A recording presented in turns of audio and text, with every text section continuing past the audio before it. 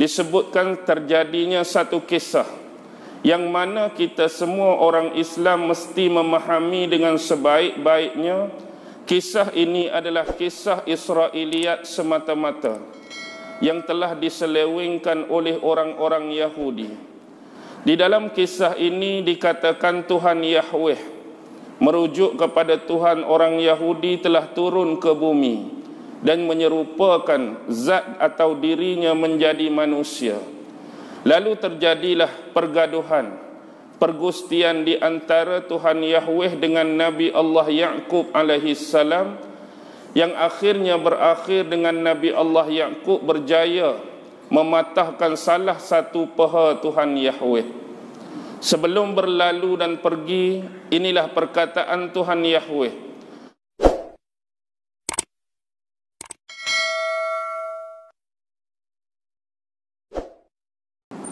A'udzu billahi minasy syaithanir rajim.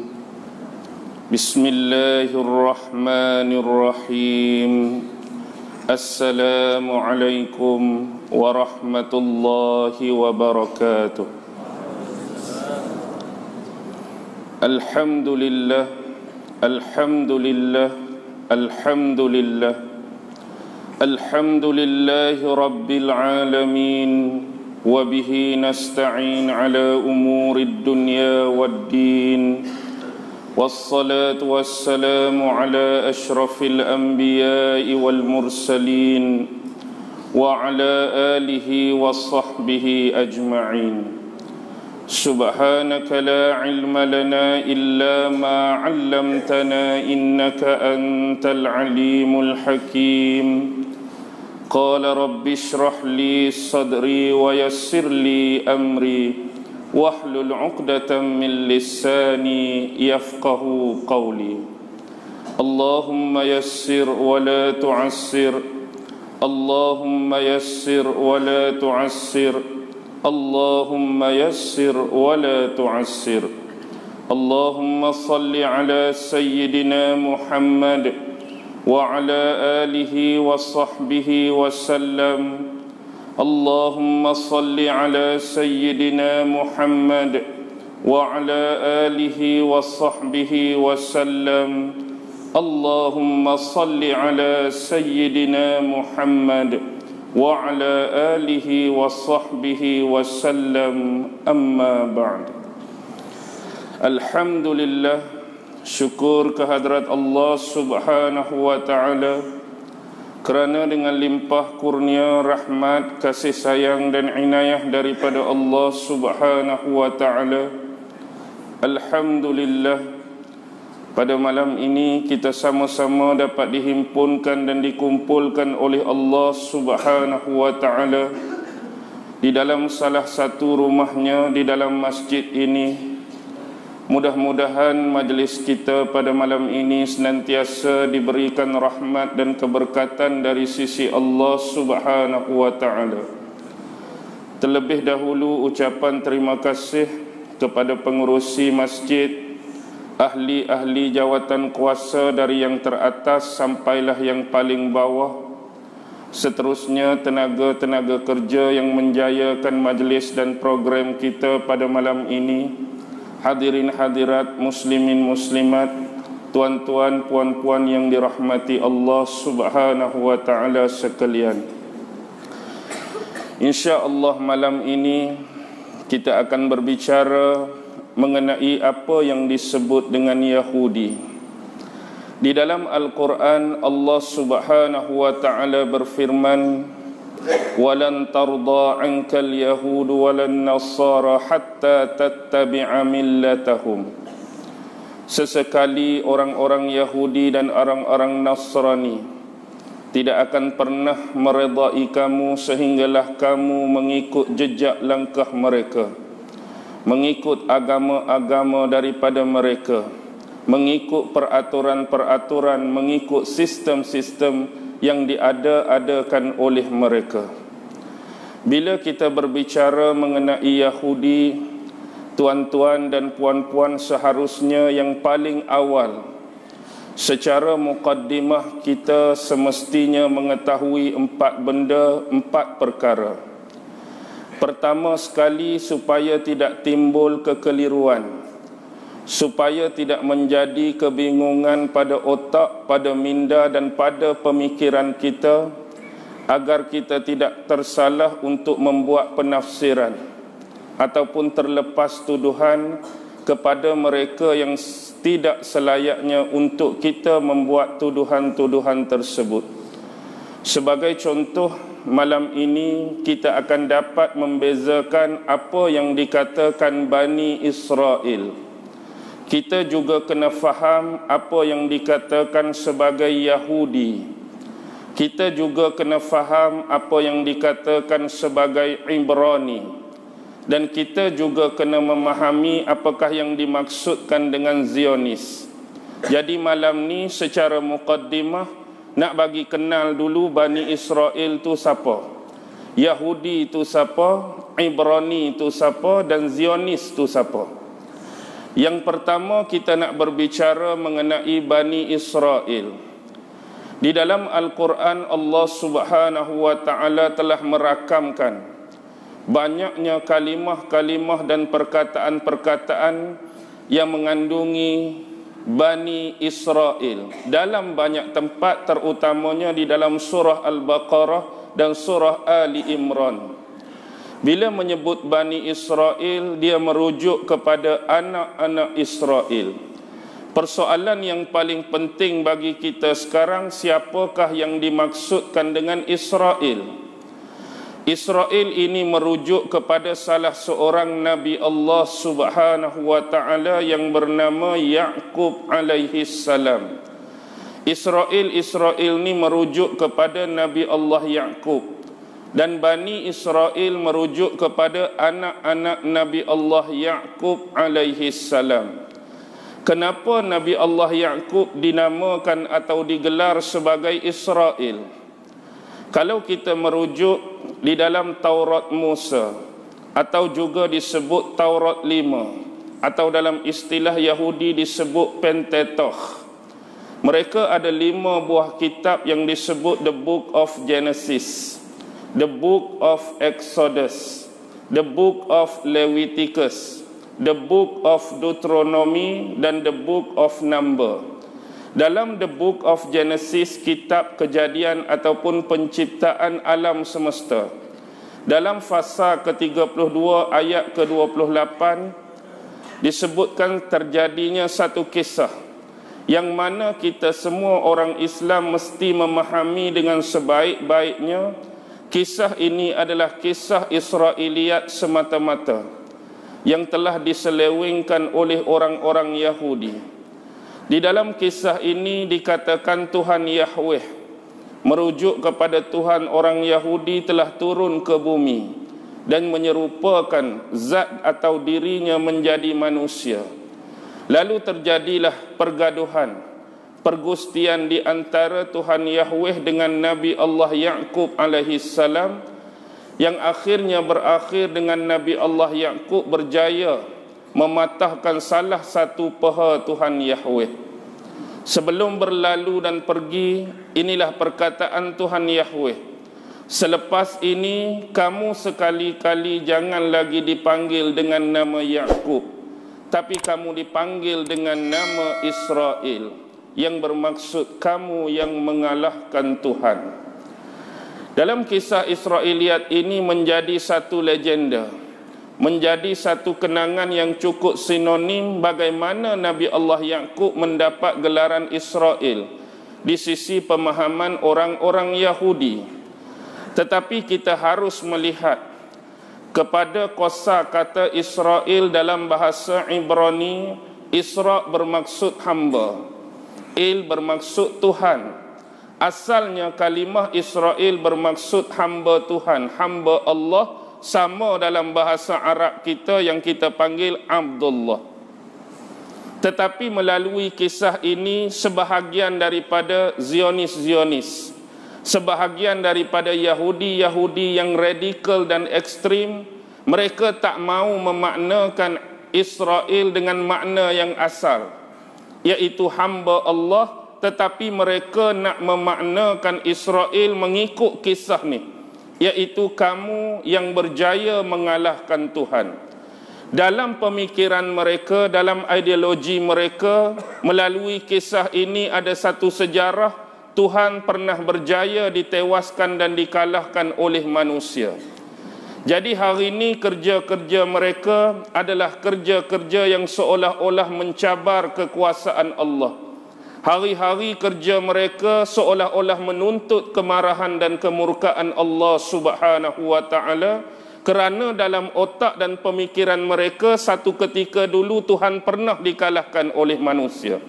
Jadi tak mustahil hari ini pun Tuhan juga berjaya dan boleh dikalahkan oleh manusia. Ini sebahagian pemikiran Yahudi Zionis yang bersifat radikal dan ekstrim. Jadi dari mana datangnya Israel? Israel merujuk kepada Nabi Allah Yaqub, dan Bani Israel adalah 12 anak-anak Nabi Allah Yaqub. Dahulu Nabi Allah Yaqub mempunyai 4 orang isteri. Isteri Nabi Allah Yaqub ini yang pertama bernama Layah, yang kedua adalah Rahil, yang ketiga adalah Zalfah, dan yang keempat adalah Balhah. Daripada isteri keempat-empat ini maka lahirlah daripada Layah anak 6 orang. Raubin, Syam'un, Lewi, Yahuza, Izakar dan Zabulun. Daripada isteri kedua Rahil dapatlah anak yang berstatus Nabi dan Rasul, iaitu Nabi Allah Yusuf alaihi salam, dan adik dia Bunyamin. Daripada Zalfah lahirnya 2 orang anak, Jad dan Ashir. Dan daripada isteri terakhir Balhah lahirnya Dan dan Naftali. Jadi 6, 2, 2, 2, lengkaplah 12 orang anak Nabi Allah Yaqub yang digelar sebagai Bani Israel. Dan bila Allah menuturkan kalimahnya berkenaan dengan Bani Israel di dalam banyak tempat di dalam Al-Quran, sebenarnya Allah sedang menceritakan tentang kisah anak-anak Nabi Allah Yaqub alaihi salam. Itu yang pertama. Yang kedua, kita nak berbicara, nak bagi kenal, nak bagi faham tentang Yahudi. Bila disebut tentang Yahudi, dia adalah penisbahan kepada salah seorang daripada anak Nabi Allah Yaqub tadi. Yang ketiga, iaitu Raubin, Syam'un, Lewi, Yahuza. Yahuza itulah yang menisbahkan diri mereka menjadi Yahudi. Dulu mereka ada sebuah kerajaan yang besar selepas kewafatan Nabi Allah Sulaiman alaihi salam. Ada kerajaan Israel Utara yang disebut sebagai Samaria. Ada kerajaan Israel Selatan yang disebut kerajaan Yudea ataupun kerajaan Judah. Jadi mereka mendapat kegemilangan dalam pemerintahan mereka sebelum kedua-dua kerajaan Israel ini hancur dan musnah. Jadi dulu bila kerajaan mereka aman, kerajaan mereka makmur, di bawah pemerintahan 2 orang Nabi dan Rasul, iaitu Daud alaihi salam dan pemerintahan anaknya Sulaiman alaihi salam, maka banyaklah etnik-etnik ataupun masyarakat luar masuk dalam kerajaan mereka. Sama ada dalam bidang pengurusan, dalam bidang ekonomi, perdagangan, perhubungan, komunikasi dan sebagainya, yang menyebabkan ada di kalangan pendatang-pendatang ini yang menghadapi masalah pada penuturan lidah-lidah mereka. Sebab ada jenis-jenis manusia ni dia tak boleh sebut huruf-huruf tertentu. Dia tak boleh sebut makhraj-makhraj tertentu. Jadi ada di antara mereka bila nak sebut Yahuza ni, za kecil tu ada titik atas ni, mereka tak boleh sebut Yahuza, tapi lidah mereka jadi sebut macam huruf za tapi tak ada titik. Huruf apa? Huruf da. Dia nak sebut Yahuza jadi Yahuda. Yahuda akhirnya jadi Yahudi. Jadi daripada Yahudi tadi, nisbah dia atas Yahuza, anak yang nombor 4 tadi, yang mana dulu ada kerajaan ini. Jadi lama kelamaan bila mari pada zaman Nabi Allah Musa alaihi salam, jadi kebanyakan Bani Israel ini mengikut ajaran yang dibawa oleh Nabi Musa, yang sebenarnya Nabi Musa ni bukan bawa agama yang selain daripada nabi-nabi yang lain, tetapi yang dibawa oleh Nabi Allah Musa ialah sama mesej-mesejnya sejak zaman daripada Nabi Allah Adam alaihissalam, iaitu Islam. Nabi Isa bawa agama Islam, dan bila kebanyakan agama yang dibawa oleh Nabi Musa ini dianut oleh Bani Israel, terutamanya orang-orang yang dinisbahkan dengan kalimah Yahudi ini, jadi agama ni dipanggil agama Yahudi. Agama ni dinisbahkan dengan agama Yahudi kerana pengikut-pengikutnya daripada kalangan Yahudi yang mengikut ajaran Nabi Allah Musa, berteraskan kepada wahyu yang diturunkan kepada beliau berupa kitab suci Taurat. Jadi walaupun nisbah nama Yahudi, sebenarnya mereka tu agama Islam. Cuma asabiyah mereka lebih di situ, lalu dinisbahkan agama ini dengan nama demikian. Yang ketiga, apa yang dinamakan sebagai Ibrani. Ibrani ni pada asalnya ialah dia lebih kepada bahasa, bukan dia merujuk kepada etnik, bukan dia merujuk kepada akidah ataupun keagamaan. Sebab Taurat yang turun pada Nabi Allah Musa tu turun dalam bahasa Ibrani. Jadi asalnya Ibrani lebih sinonim, lebih secocok dengan apa yang dinisbahkan dengan bahasa. Tetapi nak cari kosakata asal Ibrani ni datang daripada mana? Ada 3 riwayat yang besar yang pernah diriwayatkan oleh ulama-ulama sejarah. Yang pertama, mereka mengatakan Ibrani ini berasal daripada nenek moyang Nabi Allah Ibrahim alaihissalam. Ada seorang tu nama Abir. Ain alif ba ra, Abir. Kalau kita tengok dalam salasilah Nabi Allah Ibrahim dalam Al-Quran, Allah sebut ayah dia yang buat patung berhala tu nama apa? Azar.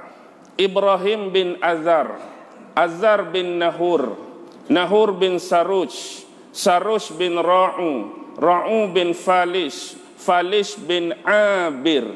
Jadi nenek moyang Nabi Allah Ibrahim tu ada seorang nama Abir. Jadi disebabkan bahasa yang digunakan oleh Abir itu bahasa standard pada zaman tu yang diperturunkan kepada keturunan dan anak cucu beliau, jadi bahasa ni dinisbahkan dengan nama Ibrani. Kalau nak sambung lagi, Abir bin Shalih, Shalih bin Arfakhshad, Arfakhshad bin Sam, Sam bin Nuh alaihi salam. Maksudnya keturunan Nabi Allah keturunan Nabi Allah Ibrahim sampai pada Nabi Nuh alaihi salam. Kalau ada orang tak puas hati lagi, Nuh bin Lamik, Lamik bin Metushalih, Metushalih bin Idris, Nabi Allah Idris alaihi salam, Idris bin Yarid, Yarid bin Mahlil, Mahlil bin Qainan, Qainan bin Anus, Anus bin Shis, Shis bin Adam alaihi salam. Tu kalau ada orang tak puas hati lagi, habislah, tak lagi lah. Okey, kembali Abir tu sebab penggunaan bahasa yang digunakan oleh Abir tu, yang pertama nak nisbah atas Ibrani. Yang kedua, ada ulama-ulama sejarah menyebut Abir ni nisbah pada Nabi Allah Ibrahim sendiri. Kerana apa? Kerana Nabi Allah Ibrahim ni disifatkan sebagai manusia pertama yang menyeberangi sungai Furat. Sebelum zaman Nabi Allah Ibrahim, bukan kata tak ada sungai ni, tapi tak pernah ada dalam sejarah seorang pun yang pernah menyeberangi sungai ni. Dan dikatakan yang pertama Nabi Allah Ibrahim lah yang menyeberangi sungai Furat.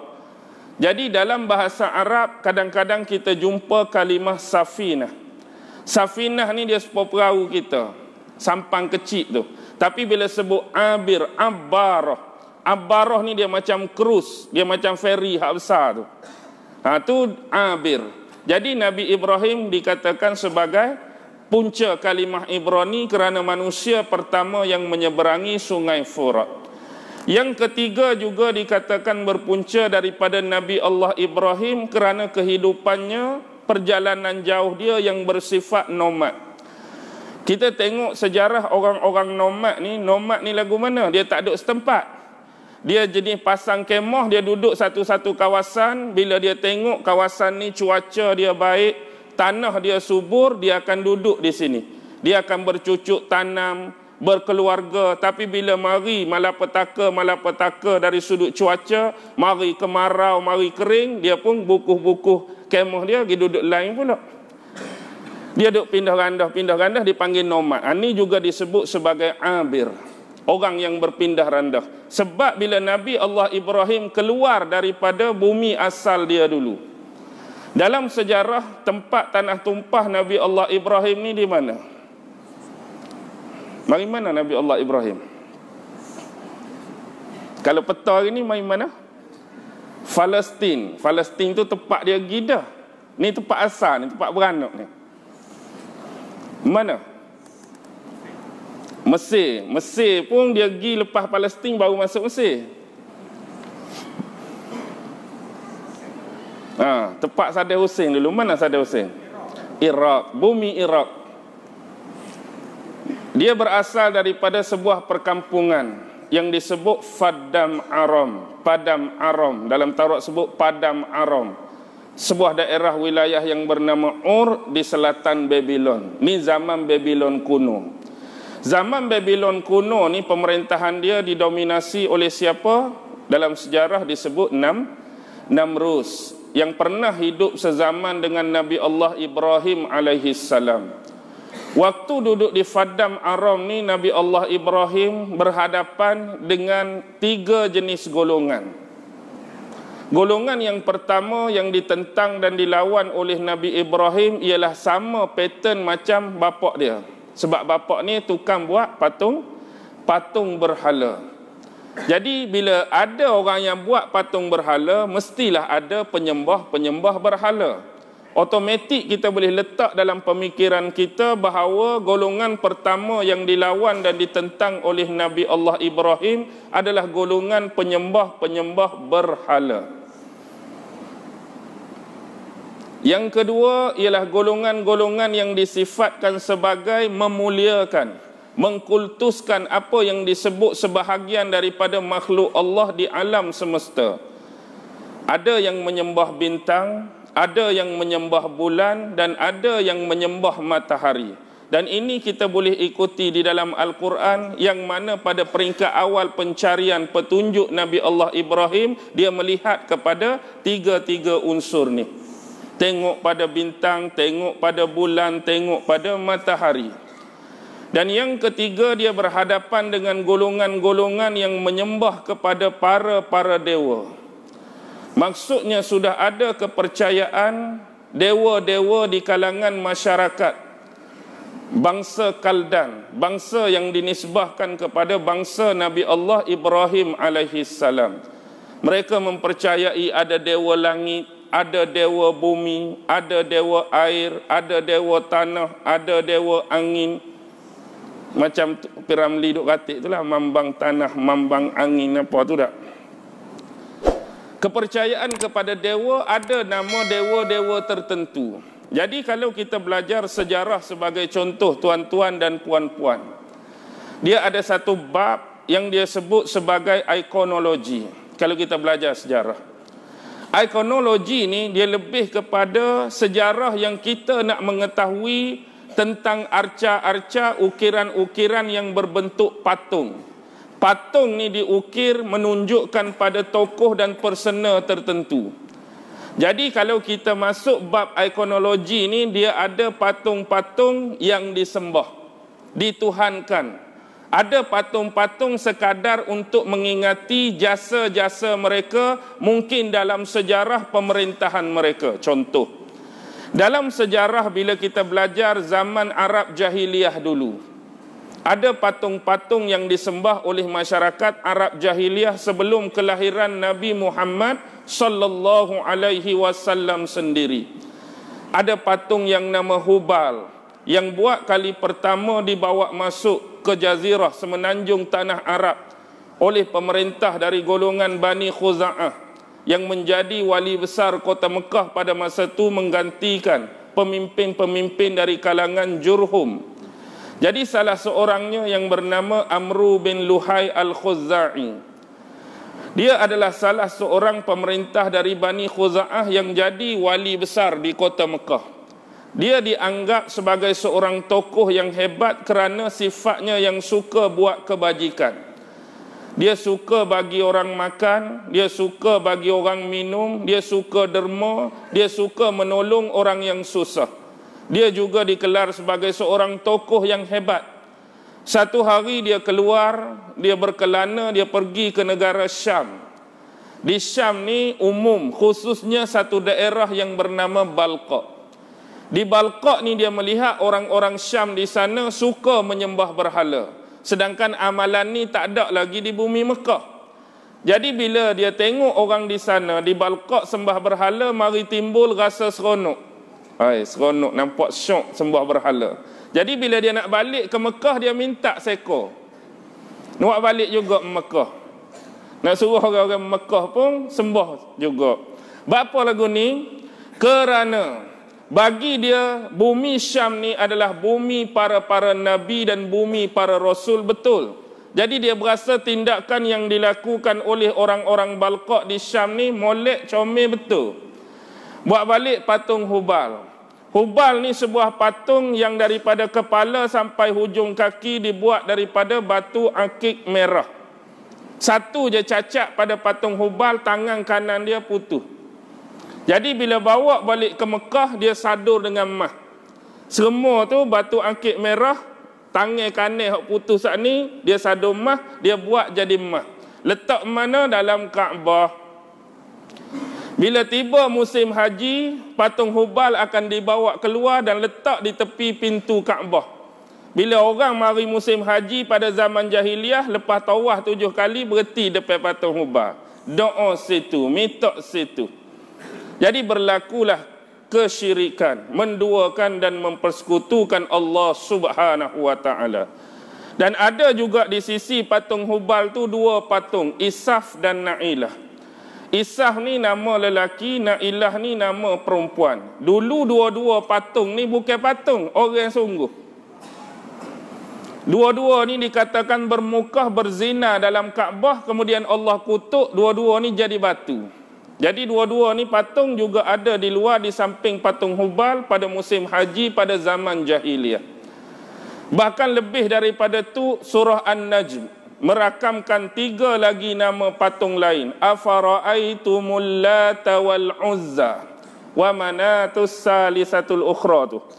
Lata, Mana, Uzza. Lata duk mana? Lata dia berada di kawasan orang-orang Taif. Uzza berada di Wadi Nakhlah, di lembah kurma, dan Manata berada di pesisiran pantai, satu tempat nama Qudai, daerah Mushallal. Dulu waktu hijrah Nabi Muhammad sallallahu alaihi wasallam pernah lalu jalan ni. Sebab Nabi tak ikut jalan biasa. Nabi ikut jalan pantai, jalan pesisiran Laut Merah. Di situlah ada tempat nama Qudai. Dia duduk di sebuah kaki bukit daerah Mushallal, patung Manat. Dulu Nabi Muhammad pernah disekat di sini oleh pengejar dia, Suraqah bin Malik, yang nak kejar Nabi tu sampai 2 kaki kuda dia terhunjam di dalam padang pasir tu. Baik, kembali. Ni sejarah. Ada patung-patung yang lebih terarah, dia ni ditawassulkan. Dia ni diduakan dengan pencipta, diduakan dengan Allah, disembah, disujud, diminta permohonan. Ikonologi yang kedua, patung-patung ni bukan patung orang sembah, tapi patung ni dibuat kerana mengingat jasa mereka dari sudut pemerintahan. Contoh kita tengok patung Julius Caesar, zaman Rom. Dia bukan untuk disembah, tapi kerana nak kenang pemerintahan dia. Contoh patung Saddam Hussein, patung tokoh tu, patung tokoh ni, patung tokoh tu, patung tokoh ni, hak ni bukan sembah. Tapi bila masuk bab ikonologi, dengan dewa kita tak boleh masuk bab ni. Dia ada serpihan ikonologi yang dipanggil Pantheon. P-A-N-T-H-E-O-N. Pantheon ni dia masuk bab lain, iaitu bab yang mana patung yang ada tu patung yang didewa-dewakan. Contoh kita kata apa masuk bab pantheon. Terutama kalau kita belajar sejarah tingkatan 5, bila masuk saja bab zaman Yunani, zaman Greek kuno, kita akan jumpa Tuhan-Tuhan Olympus. Zeus ke, patung apa lagi? Hercules ke, Poseidon ke, Hades ke, Athena ke, tu Tuhan-Tuhan orang Yunani tu, tu sesuai dipanggil pantheon. Jenis Tuhan-Tuhan yang bersifat dewa. Kalau zaman Mesir kuno ada Horus, ada Isis, ada Osiris, ada Thoth, ada Ra. Ni patung tahap dewa. Kalau zaman Nordik tu zaman Thor, tu kursi tu. The Avenger tu. Tu zaman Nordik, orang-orang Norse, kepercayaan dia. Baik, kembali. Begitu juga satu lagi, bila sebut benda macam ni dalam ilmu sejarah dia panggil arkeologi. Arkeologi ni apa? Kita kaji satu tapak-tapak sejarah lama. Bila kita kaji tapak sejarah lama, kita jumpa barang-barang tu dinamakan apa? Barang-barang kita jumpa tu dinamakan apa? Ada kita namakan sebagai fosil. Lagi? Apa lagi? Artifak. Biasa tak? Artifak, ekofak, fita. Artifak ni barang-barang hak orang buat, hak manusia buat. Dia tak sabit dengan alam semesta, dia tak sabit dengan hak Tuhan buat, kita panggil artifak. Gali-gali tapak arkeologi, jumpa apa? Jumpa payang lama. Payang ni orang kau Tuhan buat. Orang. Ni hak orang ni, artifak bab orang semua. Jumpa payang, jumpa kapok, jumpa pisah, jumpa gaji, jumpa mata tombok, jumpa duit siling lama. Dan benda ni, artifak ni, benda yang dia tu manusia buat, dia tu senang nak alih tepat. Mana kita boleh punggah, kita boleh husung, masuk dalam lab, masuk dalam makmal, kita uji kaji. Kalau ekofak, dia ni hak Tuhan. Contoh kita jumpa tulang dinosaur maksudnya. Bukan orang buat tu tulang dinosaur. Kita jumpa fosil-fosil natal. Kita jumpa kesel-kesel petroleum. Kita jumpa kesel-kesel belian. Ni kita panggil ekofak. Hak bukan orang buat. Dan dia juga senang nak pindah masuk dalam lab. Tapi kalau fita, dia ni hak orang buat tapi payah nak pindah. Seolah-olah jumpa kita kata kalulah tempat ni tenggelam satu masa, orang jumpa semula tapak Masjid Ibrahimi. Dulu ada masjid kali sini ni. Tengok jumpalah. Dia punya apa ni? Banner tu Masjid Ibrahimi Pasir Putih. Walaupun jumpa orang buat, dia tak panggil artifak, dia panggil fita. Sebab artifak mudah nak pindah. Agak-agak nak usung hak ni nak masuk lab boleh ke tak besar tapak ni. Tak boleh. Candi lama. Tempat-tempat orang nyembah, orang buat ritual dulu bukan jenis boleh usung, bukan boleh akad. Tu fita, dia lain. Walaupun semua tu atas nama arkeologi. Tu bab sejarah. Okey, kembali. Bila Nabi Ibrahim lawan tiga-tiga ni dengan bahasa mudah, menang belaka. Last kali bila Namrud ni nak marah, dia buat gapo bila kalah? Dia nak hukum Nabi Allah Ibrahim dengan cara bakar Nabi Allah Ibrahim. Bakar sungguh. Tapi tak jadi gapo. Maknanya Nabi Allah Ibrahim duduk dalam api pun tak terbakar, Nabi Allah duduk dalam api pun tak cedera, Nabi Allah duduk dalam api pun tak boleh menyebabkan mudarat atas diri dia. Jadi akhirnya Namrud sendiri mampu lagu mana? Lawan orang ke lawan gapo mampu dia? Dengan nyamuk nak ayat. Nyamuk ni adalah salah satu tentera-tentera Allah. Walaupun kadang-kadang Allah guna metafora nyamuk ni dalam awal surah Baqarah lebih kurang dah. Innallaha la yastahyi an yadriba masalam ma ba'udatan fama fawqaha. Allah tak serah malu. Tak pelik sikit abuk kalau Allah nak buat perumpamaan, Allah nak buat misal, Allah nak buat gambaran, Allah nak buat metafora, nak kecek pasal nyamuk. Banyak benda nyamuk ni. Kalau kita ngaji bab nyamuk ni macam-macam boleh ambil iktibar, macam-macam boleh ambil pelajaran tentang nyamuk walaupun binatang itu kecil. Baik, kembali. Bila dah lepas Namrud mampu, kalau kita kira perlu atau tidak Nabi Allah Ibrahim tinggal kampung dia? Perlu tak kalau kita mikir contoh, kita duduk dalam kampung ni serabut korang ni je. Aku kat hari-hari serabut dengan hak ni. Hak lawan Tuhan apa hak ni, hak ngaku Tuhan apa hak ni, hak sembah dewa apa hak ni, tiba-tiba mati dah dia. Perlu tak kita tinggal kampung? Kalau duduk dalam kampung serabut dengan orang ni, dia tu tak ada dah, mati dah. Tuhan perapuh dah. Tak tinggal patut. Tapi yang Nabi Ibrahim keluar daripada Babylon buat apa? Sebab orang-orang yang selamat, diselamatkan Allah Subhanahu Wa Taala tak degih juga. Orang kampung tak degih juga. Tengok dah Nabi Allah Ibrahim dengan mukjizat yang Allah tunjuk, buh dalam api tak terbakar, buh dalam api tak anguh, buh dalam api tak jadi gapo, buh dalam api tak mati. Pas Namrud pula bukan mampu dengan tentera dari sudut manusia, mampu dengan nyamuk. Tak boleh nak mikir lagi, lawan Tuhan lagi, mari benda tu depan. Kalau duduk dengan orang lagu ni lagi, sakit kepala juga. Hak satu hal Namrud tu satu hal, patut orang kampung tu tak degih. Kena tubik lah lagu ni. Tubik sungguh. Bawa bini dia, siapa bini dia? Hajar tu tak ada lagi. Hajar tu nanti Mesir tu. Sarah dulu dengan anak saudara dia, bawa anak saudara dia. Sini berhenti azan dulu kau, tak apa, straight. Setengah orang tu berhenti azan dulu dia. Perhabis tetek dulu dah.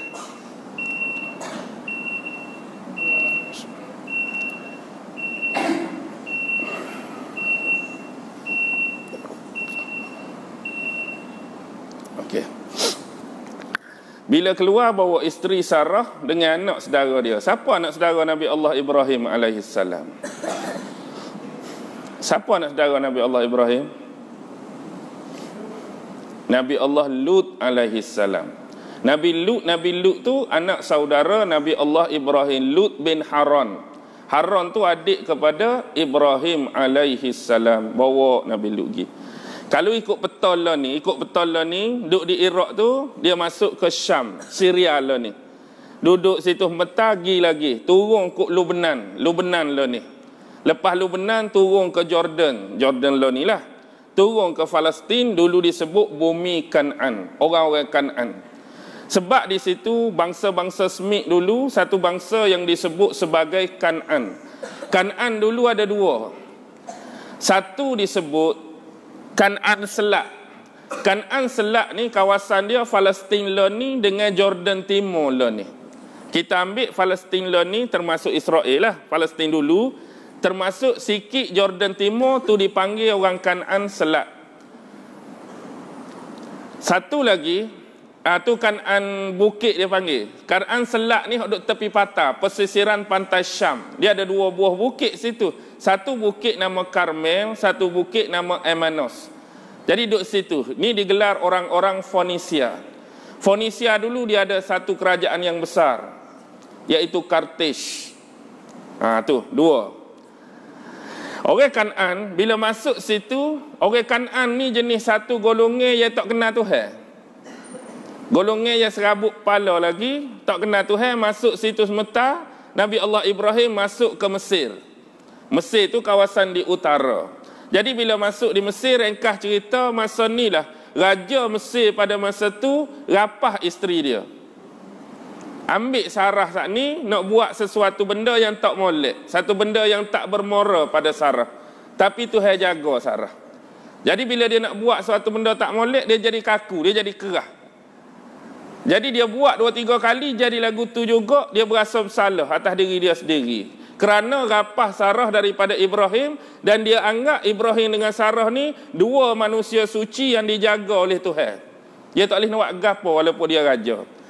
Jadi dia panggil Ibrahim, dia minta maaf, dia serah semula bini Ibrahim Sarah ni, dia hadiah pula seorang lagi wanita. Yang ni lah bernama Hajar.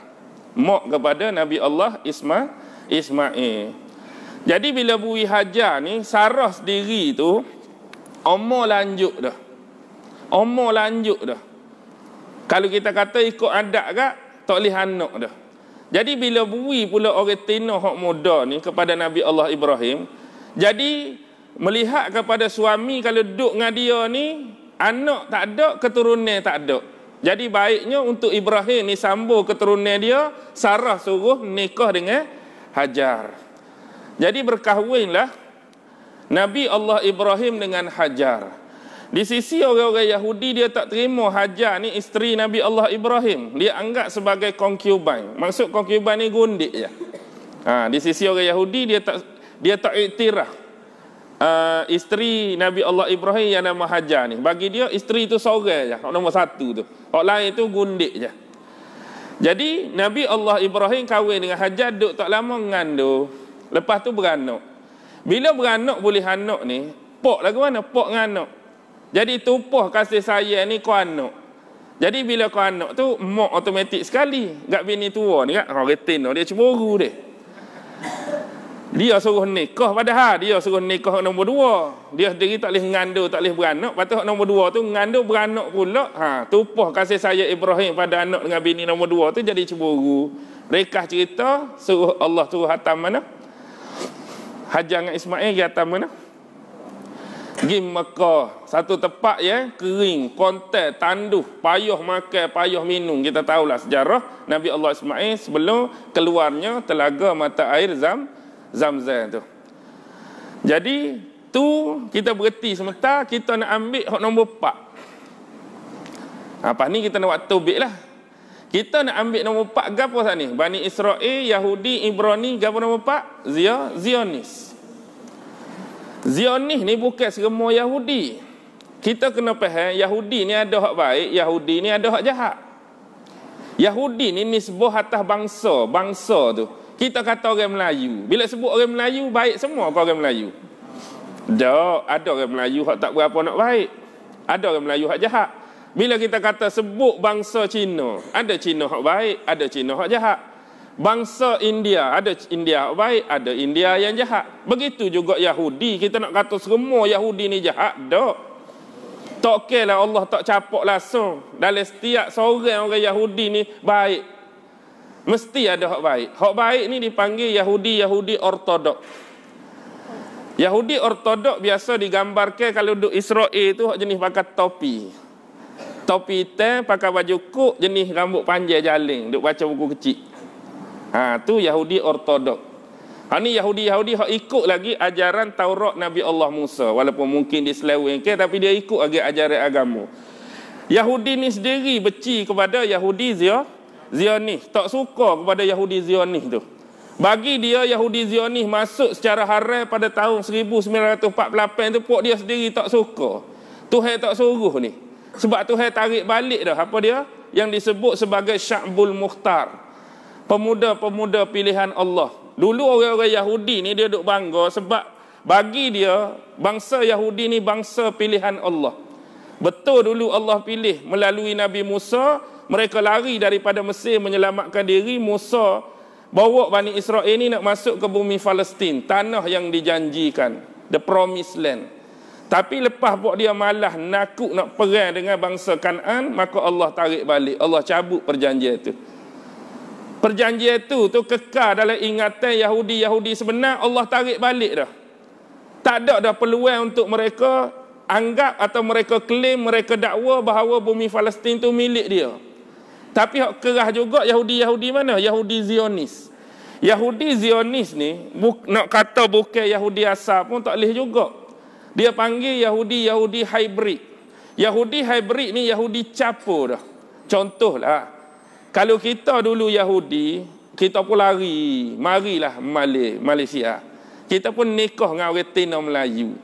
Walaupun lama dah kita duduk sini, darah Yahudi tu hilang ke dari tubuh kita? Tak hilang. Dia kita beranak, dalam anak kita tu ada lagi tak darah Yahudi? Ada. Inilah dipanggil Yahudi hybrid. Walaupun mungkin satu masa anak cucu kita orang panggil orang Melayu dah. Sebab muka pun muka Melayu tapi darah Yahudi tak hilang lagi.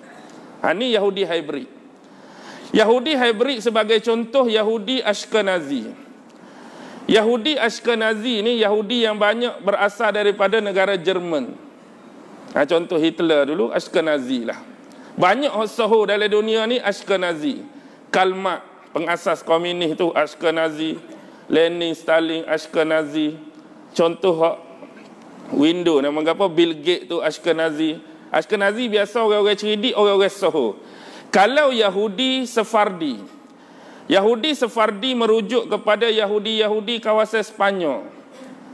Kawasan Sepanyol dan negara-negara sekitarnya tu dipanggil Yahudi Sefardi. Kalau Yahudi Mizrahi, kawasan Mediterranean, kawasan Timur Tengah. Yahudi Mizrahi, sama ada Yahudi duk Iraq ko, Yahudi duk Iran ko, Yahudi duk kawasan Asia Barat dipanggil Yahudi Mizrahi. Kalau Yahudi Cochin, Yahudi duk di India. Kalau Yahudi Kaifeng, Yahudi di China. Kalau Yahudi Samaritan, Yahudi di kawasan Afrika. Tengok nampak gelak-gelak sepuluh negro, tapi darah Yahudi ada lagi di dalam. Itu Yahudi Samaritan.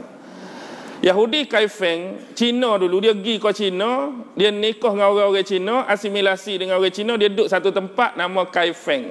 Sama macam Amerika nak cari pusat komuniti dia di Brooklyn.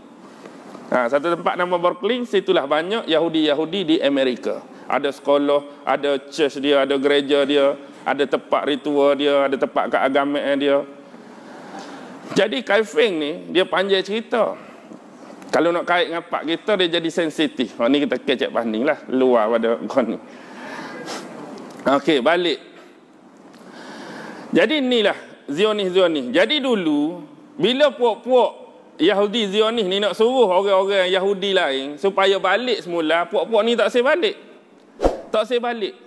Bila tak balik, jadi kerana itulah antara sebab ada yang menyebut bahawa terjadinya peristiwa Holocaust tu. Hak bunuh Yahudi tu. Siapa bunuh?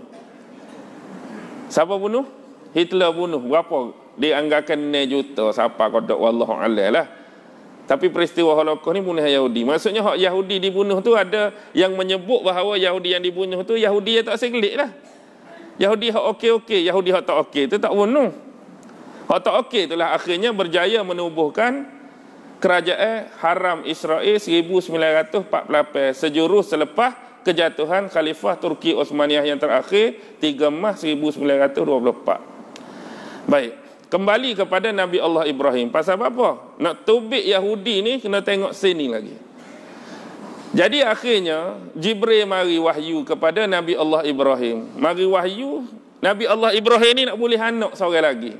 Ismail boleh dah. Nak boleh anak seorang lagi melalui Sarah tak ni. Hak berasa tak boleh anak dah.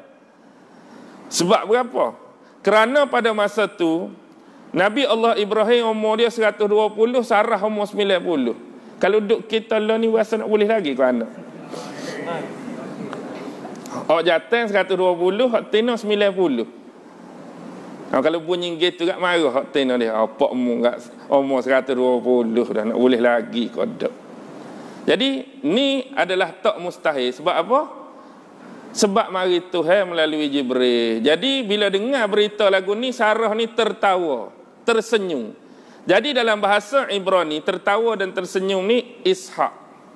Yizhak. Sebab tu letak nama anak ni Ishak akibat daripada tersenyum dan tertawanya Sarah bila kejut dengan berita dia ni nak mengandung, nak bui anak nombor 2 kepada Nabi Allah Ibrahim. Jadi lahirlah Nabi Allah Ishak. Bila lama Nabi Allah Ishak lahir ni, maka siapalah umur dia berumah tangga. Siapa umur berumah tangga, tiba-tiba tak nikah lagi. Jadi dia duduk mana lah ni? Nabi Ibrahim duduk di Palestin, duduk di Kan'an. Nabi Ibrahim tak kenal kepada orang-orang Tina di Kan'an. Sebab orang-orang Kan'an ni supaya kita sebut awal-awal dia masuk ni jenis satu golongan yang masyarakat tidak mengenal Tuhan. Jadi tak sahlah kalau boleh natu jenis mari kumpulan-kumpulan lagu tu. Jadi dia pun hantar seorang utusan dia. Hantar seorang utusan dia balik semula ke tempat asal. Mana tempat asal Nabi Allah Ibrahim?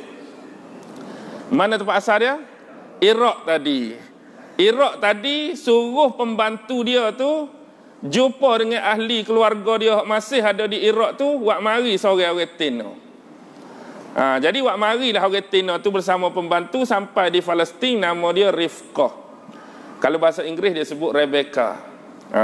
Kalau nama Rebecca tu Rifqah lah. Rifqah binti Batuil. Dia anak beranak dekat Nabi Allah Ibrahim. Jadi nikahlah Nabi Allah Ishak dengan Rifqah ni.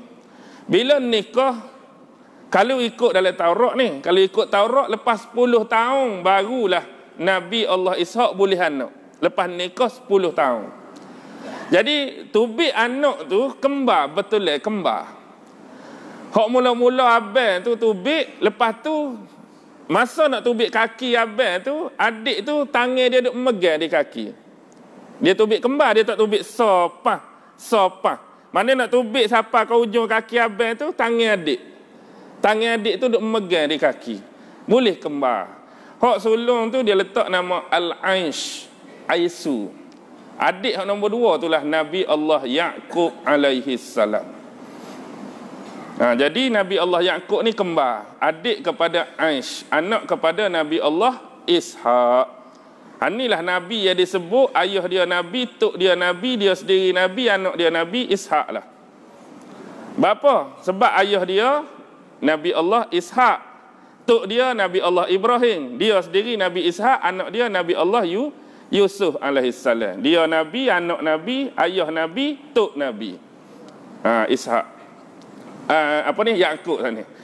Baik.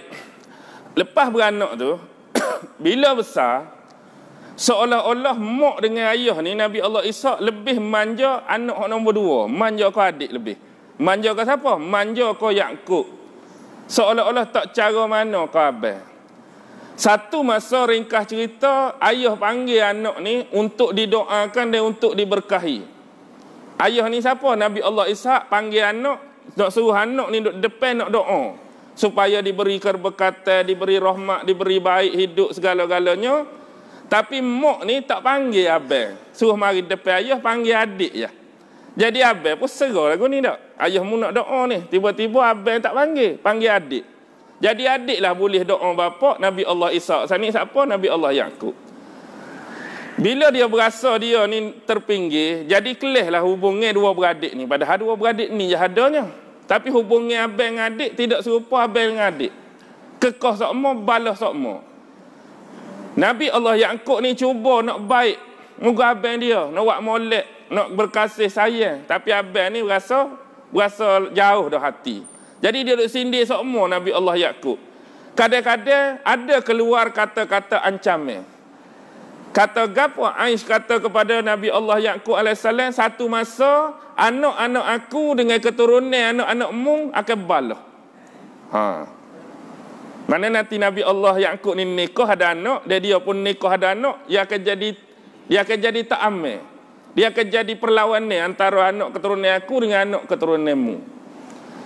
Sebab apa? Sebab Aish ni dia ada 3 bini. 2 orang bini dia tu asas silahnya ialah orang yang hak tok dia dulu tak kenal dah. Nabi Ibrahim tak kenal nikah dengan siapa dulu? Ishaq. Orang-orang Kan'an. Jadi bini dia 2 orang tu orang Kan'an dah. Dan seorang lagi kalau ikut riwayat dia nikah dengan anak Nabi Allah Ismail. Daripada keturunan Nabat Nabi ni anak sulung Nabi Allah Ismail. Kaji dengar tak nama ni? Letih pula tak? Kalau Nabi Yaqub ada 12 orang anak, Nabi Allah Ismail 12 orang anak juga. Nabi Allah Ismail dia nikah dah mula-mula, kemudian cerai. Kita tahu kisah ni kan? Dalam riwayat marfu' atas Ibnu Abbas, panjang cerita ni. 3 kali Nabi Allah Ibrahim pergi melawat Ismail. Sebenarnya 4. Kalau nak kira. Hak mula-mula pergi dengan anak ni nikah, lama tinggal, anak ni nikah pergi, jumpa bini je. Ismail tak ada. Tanya hidup lagu mana? Susah hidup dengan Ismail. Payah makan, payah minum, gapo lah sekali pak pesan gapo.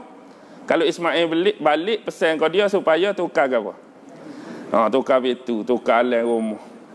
Jadi kata-kata kiasan, nak kata suruh ceranganmu tu jadi nampak. Doa depan natu kita dak. Balik Ismail, bini royak gini, faham, cerai bini.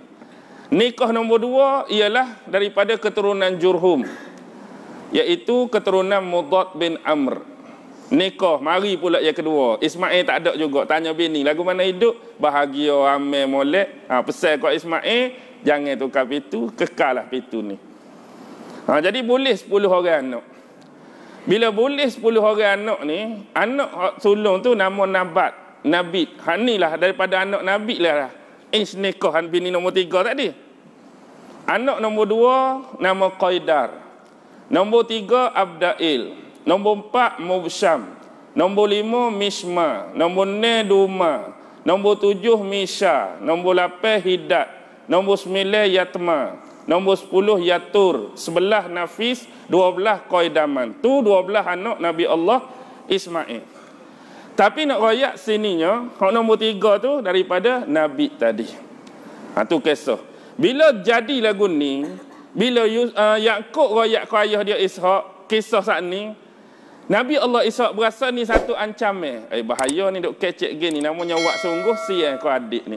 Jadi tak suruh balah, takut mengancam keselamatan Yakub. Yakub ni Nabi Ishak atar balik kepada tempat tok dia dulu. Mana tok dia? Iraq. Mana juga tempat mak dia? Iraq juga. Sebab di Iraq lo ni ada abang mak dia. Mak dia saat ni nama apa? Rifqah saat ni tu ada abang. Nama Laban. Pak saudara kepada Yakub saat ni. Jadi gilah. Gi duk denung. Orang tina mula-mula dia jumpa ialah bini dia nombor 2 lah ni. Rahil. Rahil pula tak tahu ni sepupu dia. Tanya nak pergi mana, cari rumah siapa? Cari rumah seorang nama Laban. Tu ayah aku lah. Rupanya mu ni siapa? Yakub. Anak siapa? Ishak. Kita dua ni sepupu. Jadi gilah jumpa ayah. Ayah tengok pun kenal, duduklah sini. Sebab Nabi Ishak besar, duduk sementara waktu. Takut keselamatan dia terancam oleh abang dia. Jadi duduk situ lama tu kenal ke anak saudara ni, suruh nikah. Yakubnya sendiri kenal kepada Rahil tu, adik nombor 2. Tapi yang nikah kepada kakak sulung dulu. Layah. Jadi bila nikah dengan kakak sulung, kita nampak tak natu kita ni. Muka tu tak berapa ceria sangat. Sebab bukan hak tu dia nak. Lama-lama, nak juga nikah dengan adik pula, Rahil. Jadi ingat dah, bila cerita ni mari, kita nak sebut salah satu syariat dulu, boleh kita kumpul dua beradik sekaligus. Abang dengan kakak nikah, jangan bawa cerita ni buat mari tempat kita ni. Takut tak malah cerita boleh. Nabi Yakub dia pun tengok anak buah cik mak ada 3 orang, comel 3-3 sekaligus lah. Dia boleh nak sekaligus. Dia kena lepas nombor 1 tu cerai dulu ataupun mati. Boleh ambil nombor 2. Tak boleh juga kumpul 2 dengan 3 tu, kena cerai ataupun mati baru boleh nombor 3. Jangan buat cerita nak buat kumpul sekali. Lepas tu dalam kes ni, bila abang ni pula adik dia atas denung, sunyi je lah. Saat ni balas gitulah. Kadang-kadang jiwa manusia tak duduk dekat ni cekang. Duduk dekat sepuanyi dengan kucing. Tapi tak ada seorang dia teringat. Tak ada lah adik aku. Lah sekali dia pun bawa diri. Serenyesal dia bawa diri. Dia pergi ke arah barat. Sebab itulah Aish ni digelar bapak kepada golongan Rom. Bapak kepada Rom. Abu Rom dia sebut. Aish ni antara Nabi yang mari ikut Aish ni 2 orang, iaitu Nabi Ayub dengan Nabi Zulkifli. Jalur dia, sanak dia mari ikut Aish. Sebab Nabi Ayub ni bin Amush. Nabi Ayub ni lah, Nabi Ayub bin Amush, Amush bin Tawah, Tawah bin Ar-Rum, Rum bin Aish. Bapa Nabi Zulkifli? Nabi Zulkifli tak jauh. Nabi Zulkifli tu anak Nabi Allah Ayub je. Nabi Allah Ayub, anak dia Nabi Zulkifli lah. Dalam bahasa Inggeris disebut Ezekiel. Kalau Nabi Ezekiel tu ialah Nabi Zulkifli.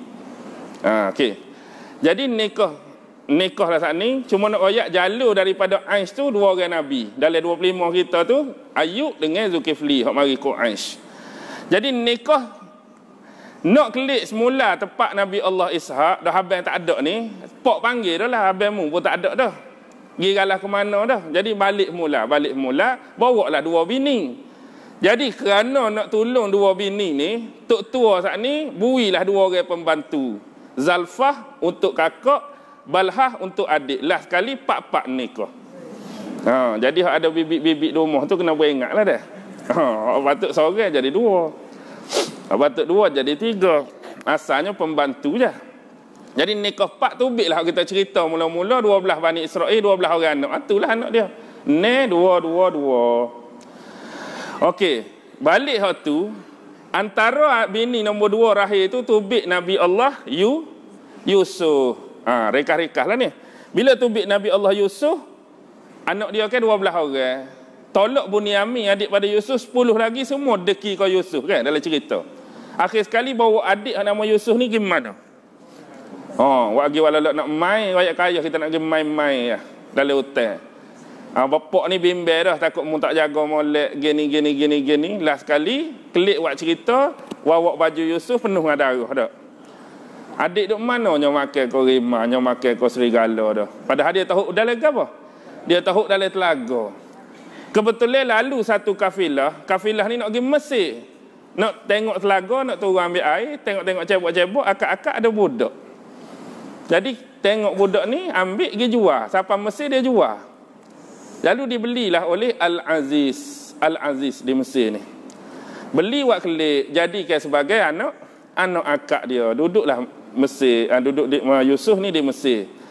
Pendek cerita, banyaklah pengalaman Yusuf di Mesirnya, suka duka dia, kena fitnah, kena tino, masuk dalam jara. Ada kisah dua orang tu dia tak habis mimpi. Lepas tu bila kawan ni tubik, kawan ni pun rojak cerita Yusuf dalam jara ni boleh tak habis mimpi, raja pula mimpi dia tak habis mimpi raja. Last sekali pendek cerita, raja akak dia jadi menteri perbendaharaan Mesir. Hari ni menteri kewangan lah kita kata. Uruh perbendaharaan, uruh segala ekonomi Mesir.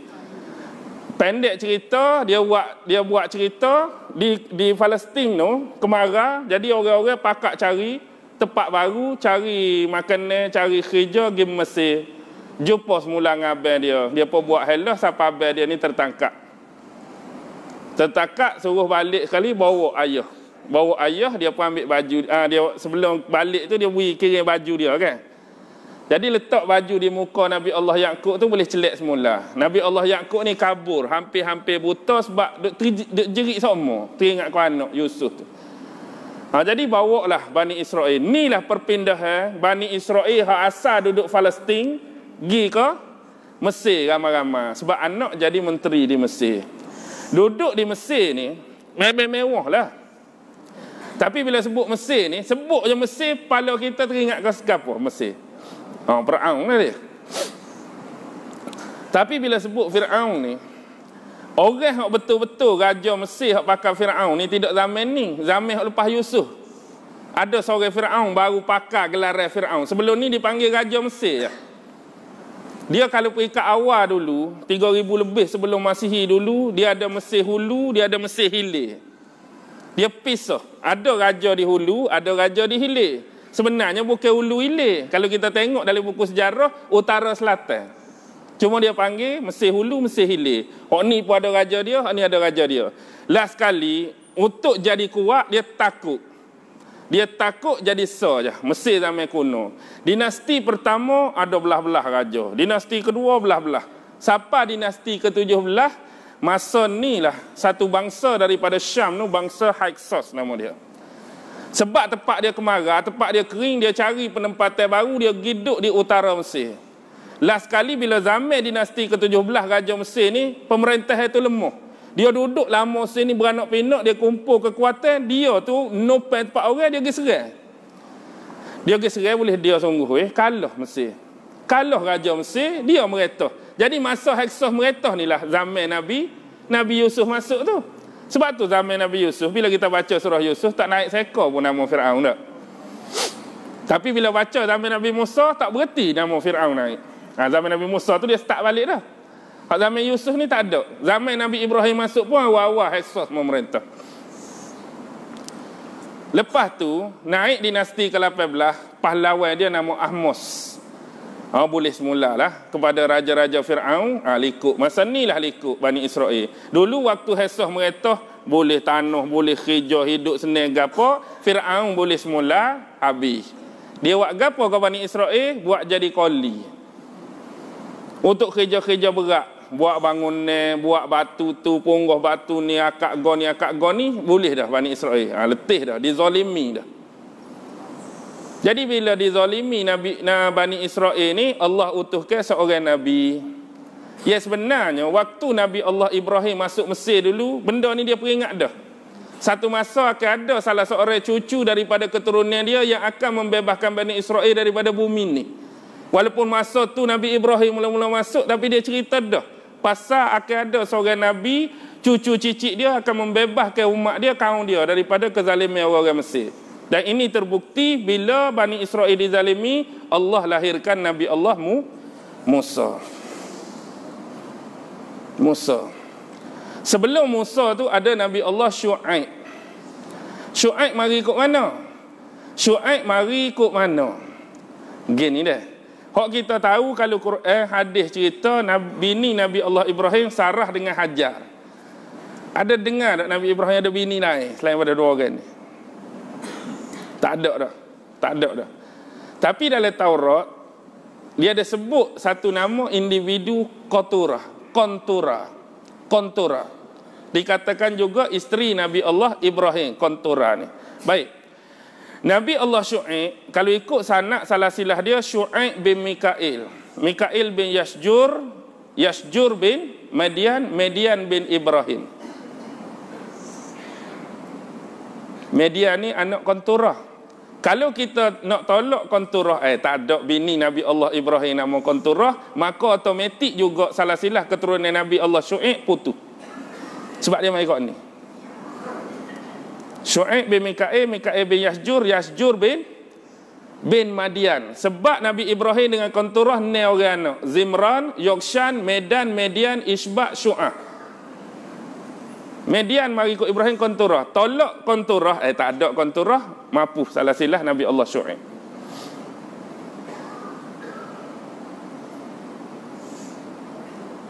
Satu lagi Hajun. Tu biarlah nombor 4 tu tak tahu mana.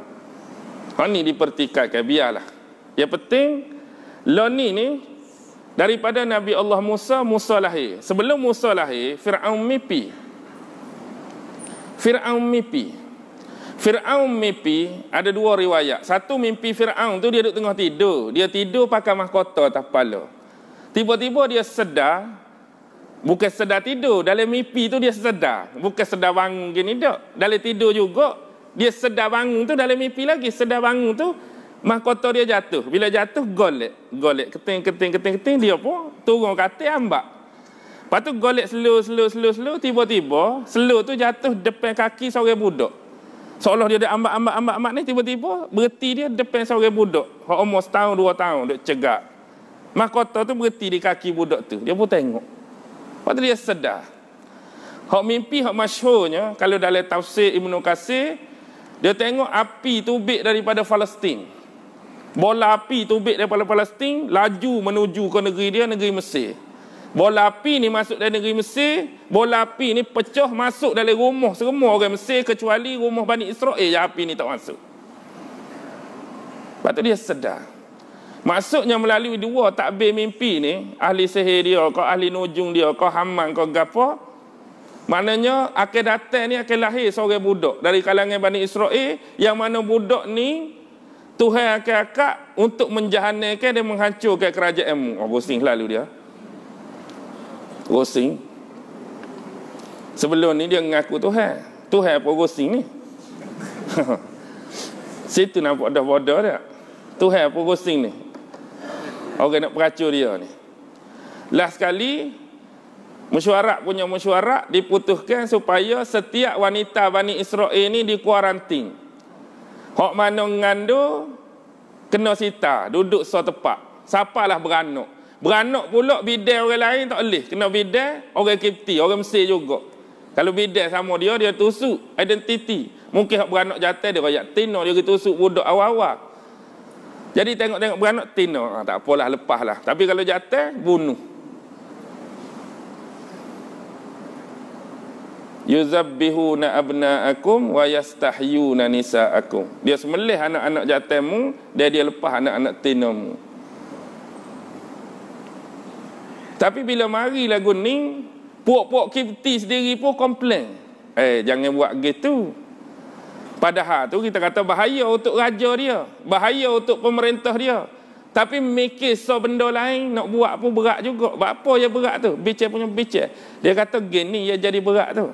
Yang jadi berat selama kini, hak jadi pekerja, hak jadi koli, hak jadi kosikong gapo tu, orang-orang Bani Israel selama kini. Dan orang-orang hak Bani Israel selama kini, umur rata-rata 40-50, hak dia buat kerja tu. Dan satu masa, orang 40 jadi 50. Orang 50 jadi 60. Jadi kau tua, jadi kau tak cekak.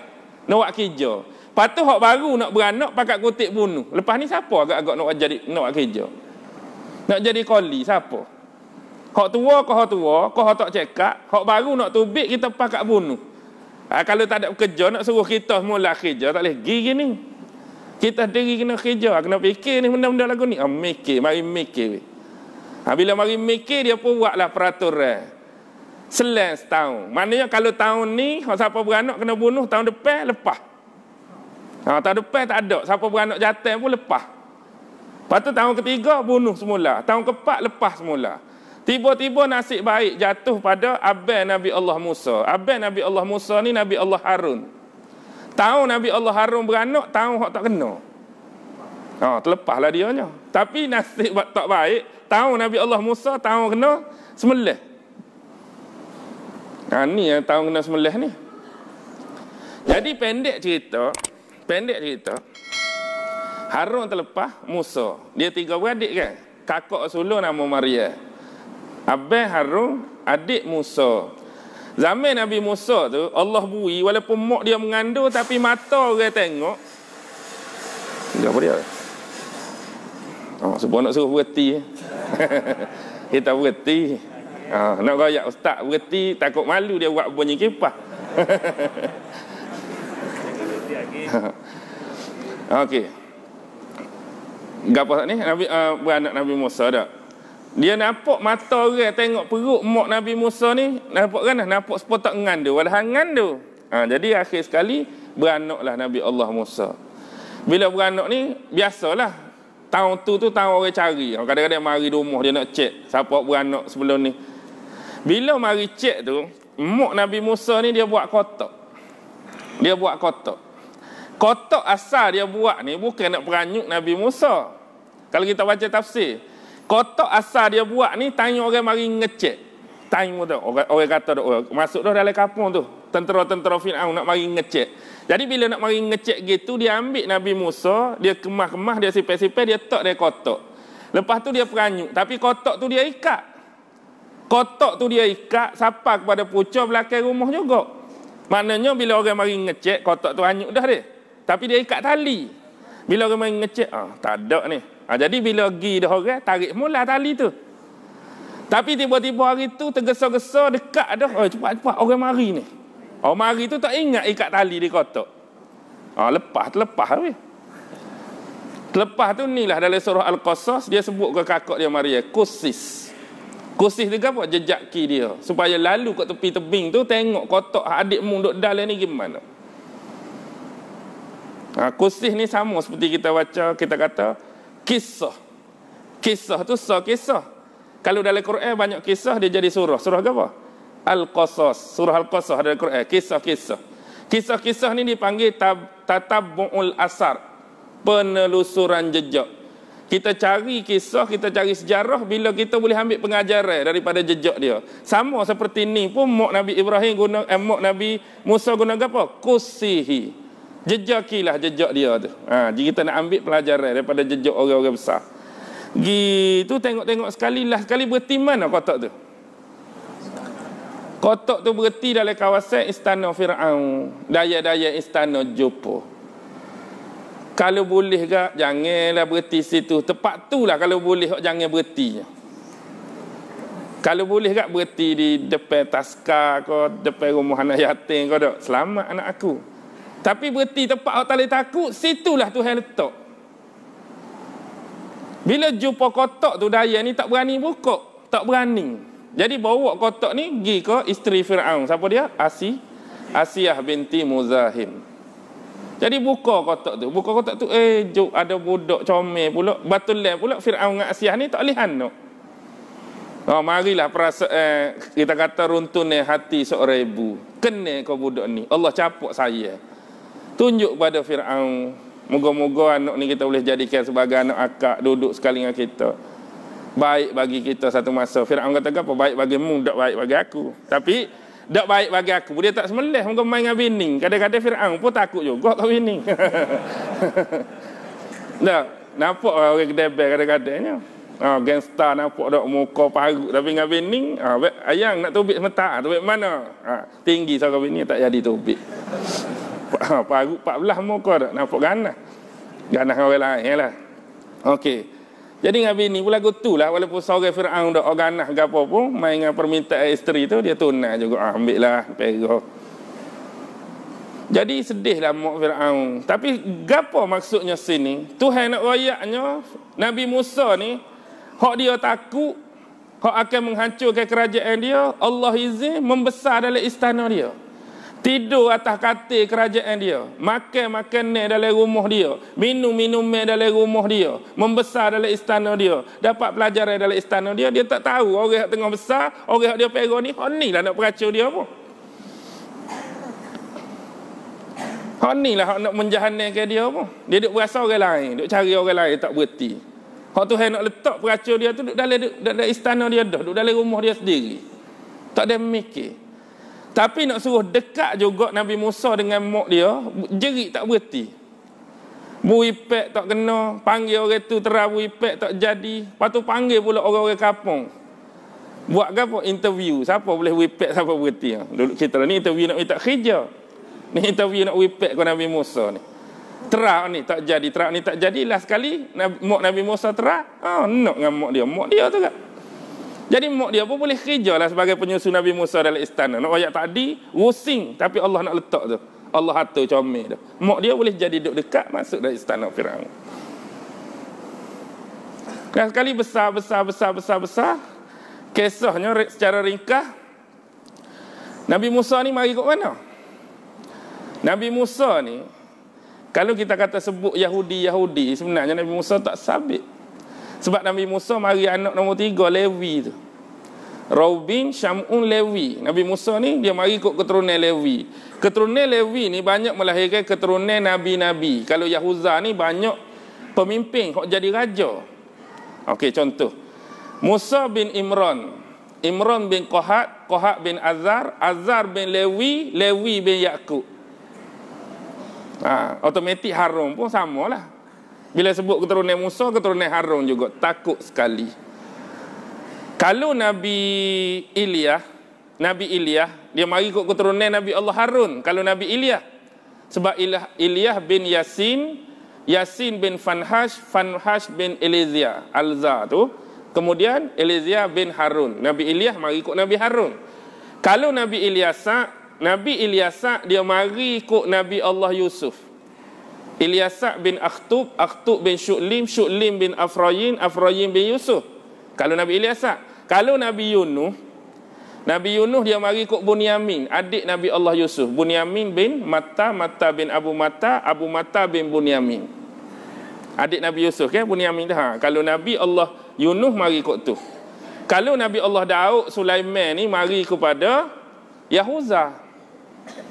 Daud bin Ishaq bin Uwaibid bin Hashum bin Aminadab bin Aram bin Hashrum bin Faris bin Rahba'am bin Farah bin Rahba'am anak Nabi ke apa ni? Nabi Daud dia. Nabi ke apa saat ni kita sebut Nabi Daud bin Ishaq, betul dah. Daud bin Ishaq bin Uwaibid bin sebentar Daud bin Ishaq bin Uwaibid. Betul dah. Uwaibid bin Hashum bin Aminadab bin Aram bin Hashrum bin Faris bin Yahuza bin Yakub alaihissalam. Betul dah. Nabi Daud dengan Nabi Sulaiman dia mari ikut Yahuza. Kalau Nabi Zakaria mari ikut Nabi Sulaiman, Yahya mari ikut Nabi Sulaiman, Nabi Isa pun mari ikut Nabi Sulaiman, dan Nabi Muhammad mari ikut Nabi Allah Ismail. Ikut Nabi jugalah. Nabi anak dia nombor 1 Nabi. Salah seorang bini nombor 3 Aish tadi. Muhammad bin apa? Kalau tak lepas dah Muhammad bin gapo, letih benar dia. Muhammad bin Abdullah bin Abdul Muttalib bin Hashim bin Abdul Manah bin Qusay bin Kilab bin Murrah bin Ka'ab Ka'ab bin Lu'ay, Lu'ay bin Ghalib, Ghalib bin Fihir. Fihir inilah yang sebenarnya Quraisy tu. Hak kata Arab Quraisy tu nisbah atas tok dia nama Fihir inilah. Hak dipanggil Quraisy. Quraisy bin Malik, Malik bin Nadar, Nadar bin Kinanah, Kinanah bin Khuzaimah, Khuzaimah bin Mudrikah, Mudrikah bin Ilyah, Ilyah bin Mudar, Mudar bin Nizar, Nizar bin Ma'ak, Ma'ak bin Adnan, Adnan bin Udak, Abih. Kalau nak sambung Udak ni, dia sapalah kau Nabi Ismail tu, sambung dengan Ibrahim, sambunglah atas-atas ni. Panjang. Jadi kebanyakan nama tok Nabi tu ada bukan nama sebenar. Contohlah, Abdul Muttalib tu bukan nama sebenar. Nama sebenar Abdul Muttalib Syaibah. Abdul Manaf Hashim, Syaibah bin Hashim. Hashim pun bukan nama sebenar. Nama sebenar Hashim Amru. Abdul Manaf bukan nama sebenar. Al-Mughirah nama sebenar. Qusay bukan nama sebenar. Nama sebenar dia Zaid. Contoh. Ada atas tu nama betul, ada atas juga bukan nama sebenar. Dia guna nama panggilan. Baik. Kembali. Siapa kisah Nabi Musa saat ni? Besar-besar lah sekali jadi kisah Nabi Musa nak tolong orang dia Bani Israel hak balah dengan orang-orang Kipti ni, dia salah pergi tumbuk. Tumbuk kawan tu sekali tumbuk mati selalu. Tengok betul tak ada orang. Oh, selamat tak ada orang. Biarlah. Jadi kecoh lah kisah mati ni. Siapa dia buat kerja lagu ni? Jadi buat senyap-senyap lah kisah tak tumbuk tadi tak ada orang. Lepas tu hari lain pula orang yang dia nak tolong tu buat perangai pula. Dia nak tolong siapa tadi? Dia nak tolong orang yang Bani dia, Bani Israel duk balah dengan bangsa Mesir, bangsa Kipti. Kerana nak tolong kawan tu dia pergi tumbuk mati. Tiba-tiba kawan tu buat perangai pula. Pah ekor ni aku mana ni? Suruh berhenti sungguh dah kali. Pas ni kalau mampu lapu hangpa berhenti selalu ni yang kedua dah ni. Okey. Orang yang dia tolong tu buat perangai pula. Bila buat perangai pula, balah pula, dia nak pergi sekat. Tapi kali ni berhati-hati dah lah. Ada saat ni salah tumbuk orang mati selalu. Jadi bila dia nak pergi tarik orang tak suruh balah dia tu pun tubik. Kes dia tu tubik jadi pecah. Dia kata hak dulu tu mu tumbuk kawan tu sampai mati. Lepas tu hari ni mu nak tumbuk aku sendiri pula ke? Jadi dia kecek gitu dengar kau kawan hak tu. Pecah jadi. Hari tu mu tumbuk dah dia tu sampai mati. Hari ni mu nak tumbuk aku pula ke? Pecah lah. Kena kamu. Lari je lah. Ada orang tu opsel lari. Dia pergilah ke negeri Madian. Negeri Nabi Allah Syu'aib alaihissalam. Gigi pendek cerita nikah dengan anak Nabi Allah Syu'aib Safura. Boleh dua orang anak, dua jantan, Azir dengan Jarshun. Jadi mas kahwin dia nya ambil upah gemala lembu 8 tahun. Comel-nya genak 10 tahun. Itulah mas kahwin mahal nikah. Payah dah nak cari tua lagu tu lah ni dak. Tak payah lah. Tak payah gini-gini tolong perah lembu 10 tahun. Lagu mana nak kena tu ni? Lepas tu siapa masa baliklah semula. Bila balik tu siapa tengah jalan. Siapa tengah jalan tu terjadilah di kaki bukit Tursina tu dia nampak api tu kan. Nampak api. Jadi kerana siang kau anak dengan bini malam ni sejuk ke apa, kurang-kurang kita boleh ambil api tu untuk memanah tubuh kita. Dan satu lagi boleh jadi cahaya. Cahaya tu maksud waktu tu waktu ke apa? Dia nak ambil api nak buat cahaya. Waktu malam lah gelap. Dia pun turut api tu. Turut, api tu kau jauh. Dia turut, api tu kau jauh. Dia turut, api tu kau jauh.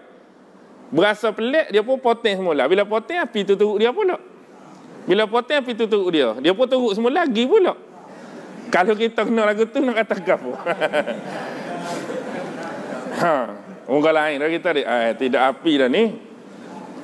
Last sekali, tu sebenarnya siapa? Tu isyarat daripada Allah Subhanahu wa taala. Sekarang dia berada mana? Innaka bil wadil muqaddasi tuwa. Lembah suci, tempat suci yang bernama Suwa. Jadi ikhlak nak like tangga ke selipamu. Jumpa dengan Tuhan. Jadi Tuhan tanya, gapo dia? Tanganmu tu ada gapo? Tuhan tanya. Dia ayat gapo tangan dia? Tukak dia tu. Ni tongkat aku. Lepas tu dia cerita pula. Tukak dia ni. Nombor satu, tukak dia ni digunakan untuk menampung tubuh dia. Maksudnya teka jalan tu dia guna tukak ni. Dan tukak ni juga untuk mempertahankan diri. Yang kedua, tukak ni juga kerana gemala kambing, gemala lembu saat ni, hak nak bedah daun-daun kayu, nak suruh rutuh pula daun kayu. Nak suruh luruh daun kayu, kambing boleh makan. Lepas tu lagi guna untuk ambak-ambak kambing ni, suruh satu kambing-kambing hak jauh. Dia tengok sini, walaupun nampak benda tu kecil, betul jawapan dia. Tapi sini ulama-ulama ambil iktibar, benda hak Tuhan tanya tu simple, pendek. Gapo tangan kananmu? Patut jawab gapo? Tukak aku. Cukup lah. Sebab tanya gapo tangan mana? Tukak. Tapi dia sebut tukak, dia cerita pula kegunaan tukak. Sini orang-orang psikologi, dia ambil cerita daripada ayat ni, kadang-kadang ada jenis sebahagian orang, bila orang tanya tu, patut jawab tu tak ada 15 saat, habis dah. Tapi jenis orang suka kecek ni, orang tanya sependek tu setengah jam tak habis lagi. Contoh deh, walau ni. Dia kata, Ustaz, jam baru ke? Ustaz, jam baru ke? Patut ke apa jawapan? Jam baru. Berarti? Mu tak tahu. Jam ni pelik sikit pada orang. Kalau nak beli pun bukan dalam ringgit. Sebab jam ni jam luar. Kena beli kok dolar. Berapa dolar? Lepas tu kelebihan jam ni kalau nyelai dalam laut, cermin tak pecah. Nyelai dalam laut, gini kena batu, tak korang apa. Dia cerita tu dekat setengah jam pasal jam. Orang tanyanya jam baru ke? Tu je. Orang tanya, jam baru ke? Patut? Jam baru. Berarti? Dia nak cerita jam dia tu. Ada orang lagu ni? Dia ada orang jenis suka cerita, suka menghurai tu. Patut jawab tak ada sampai 10 minit. 10 saat, habis setengah jam tak habis lagi cerita jam dia. Jadi dia Tuhan suruh lepas. Bila lepas jadi apa tukak dia? Tukak dia jadi ular. Bila jadi ular, ngangor mulut tu, dia duduk situ kau dia nak lari, Nabi Musa. Dia duduk situ kau dia nak lari. Dia nak lari. Tuhan suruh tetap pendirianmu. Saat ni dia royak tukak ni lah mempertahankan diri dia. Bila tukak ni jadi ular, dia sendiri nak lari daripada benda dia kata pertahankan diri dia tu. Hak ni duk defend kita, jadi muka lain kita lari. Benda daripada hak kita kata ni hak pertahan diri. Nak royak sininya jangan berharap pada benda. Walaupun kita kata aku ada bedi, aku ada gon ni, harapan yang tinggi, letak siapa? Letak Tuhan. Tukak kau gapo kau, letak Tuhan. Jadi benda ni lah nak bawa gi ngadak Fir'aun. Izhaba ila Fir'aun innahu tagha. Gilah mu pada Fir'aun, sungguhnya dia sedang melampaui batas. Tapi Nabi Musa minta nak pergi sekali ngabar dia. Apa? Sebab dia ni seorang yang gagak. Lidah dia tak lancar. Takut salah keceknya suka demo. Salah kecek, orang buat leceh, orang buat main-main. Jadi Nabi Allah Harun ni, Allah bagi lidah dia lancar, lidah dia fasih. Satu lagi ada riwayat sebut, Nabi Musa ni asalnya molek, tapi kerana dulu Fir'aun bui antara buah dengan bara tu, dia ambil bara, tak mulut tu jadi lidah dia itu sikit. Jadi kecek pun tak jadi pasih, tak jadi lancar. Jadi dua orang ni gilah. Dalam surah Taha kan? Izhaba ila Fir'auna innahu tagha faqula lahu qawlan layyinan la'allahu yatazakkar aw yakhsha. Gilah mu dua orang ni kecek molek-molek dengan dia. Faqula lahu qawlan layyinan, bahasa yang lembut, bahasa yang sopan santun. Moga-moga yatazakkar, dia ingat semula dia ni siapa? Hamba Tuhan, aw yakhsha, kau dia takut dengan azab Tuhan yang akan jatuh atas dia. Memang betul dah. Orang yang jenis gini dia tak boleh kecek keras. Dia sendiri tu keras dah, kita wi pula ayat keras dia jadi balah.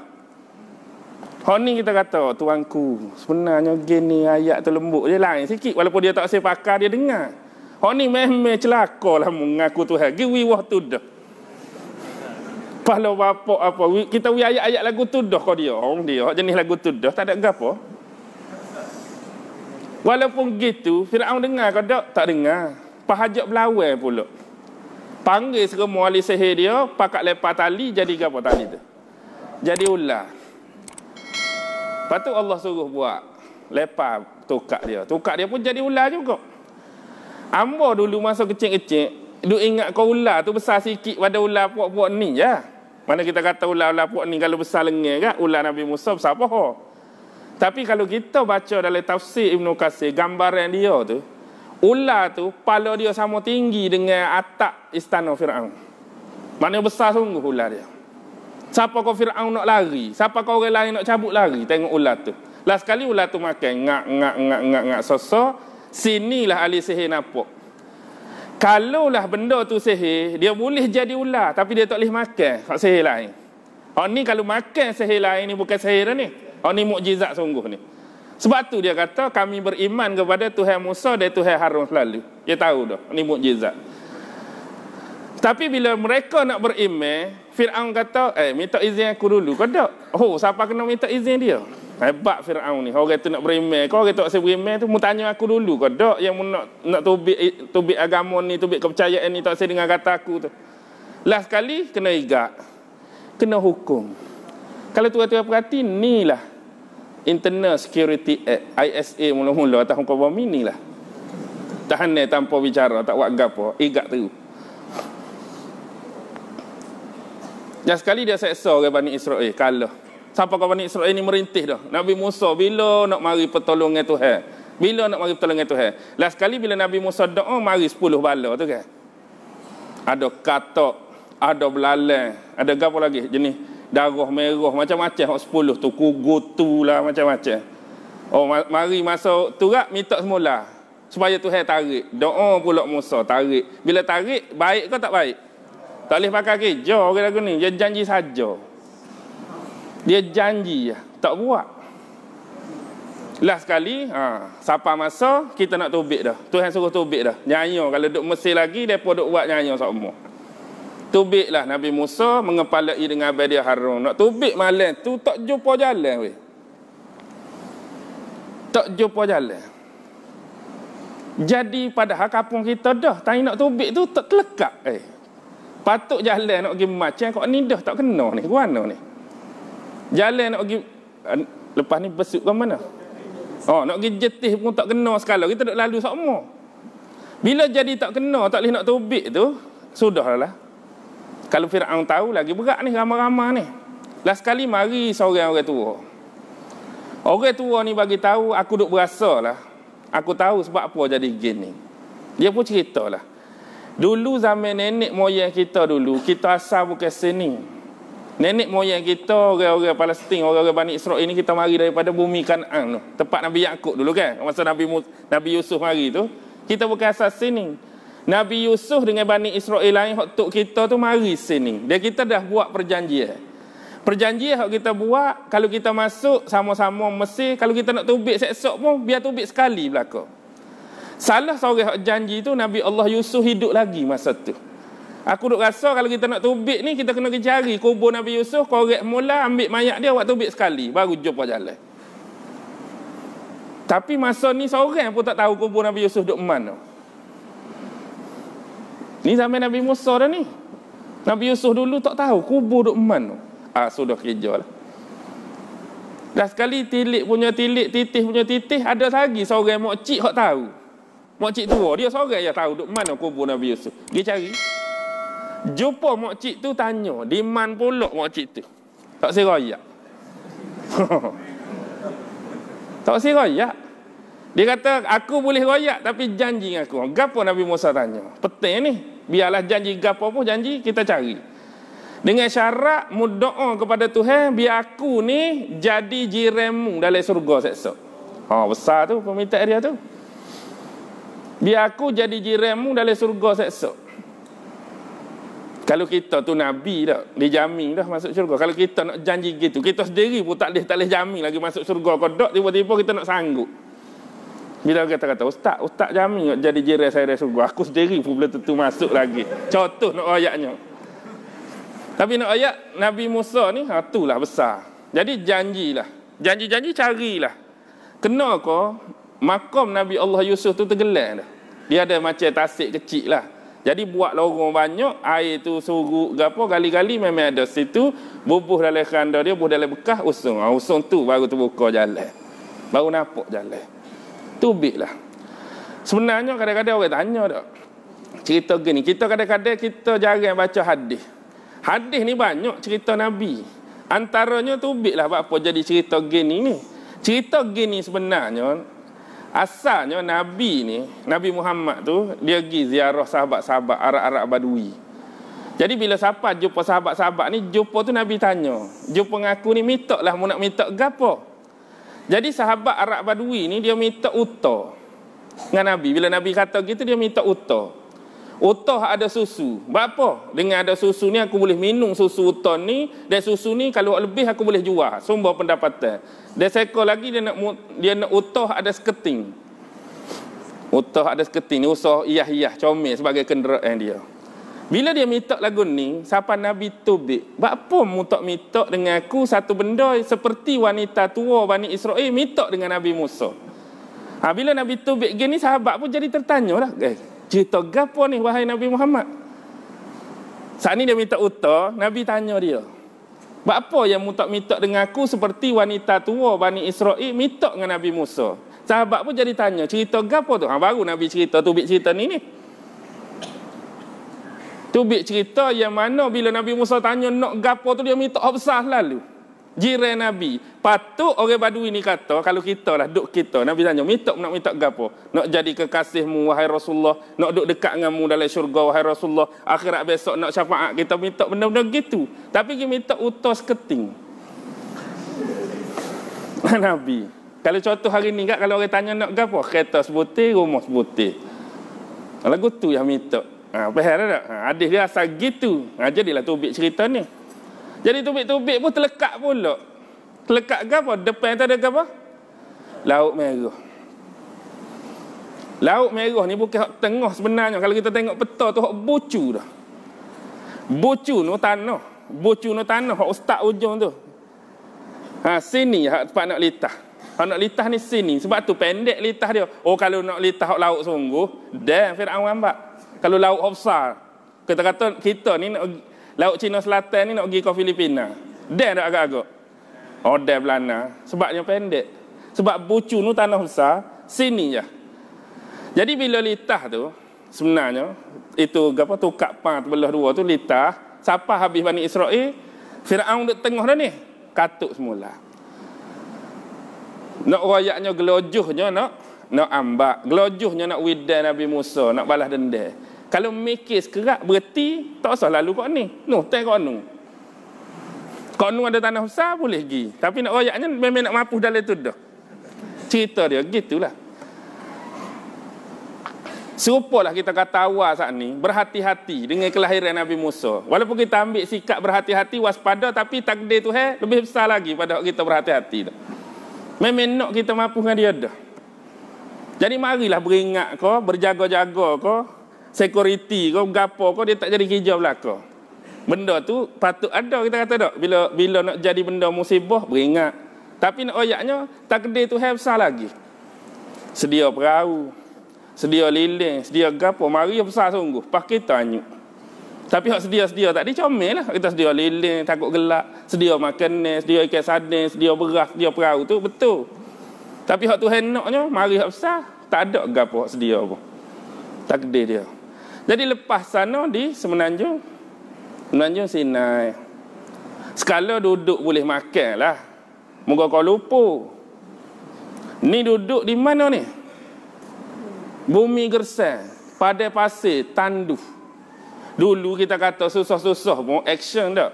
Mungkin jam mana kau lupa. Biarlah nyapu sapuh pun. Tapi nak ayat duduk kau lupa.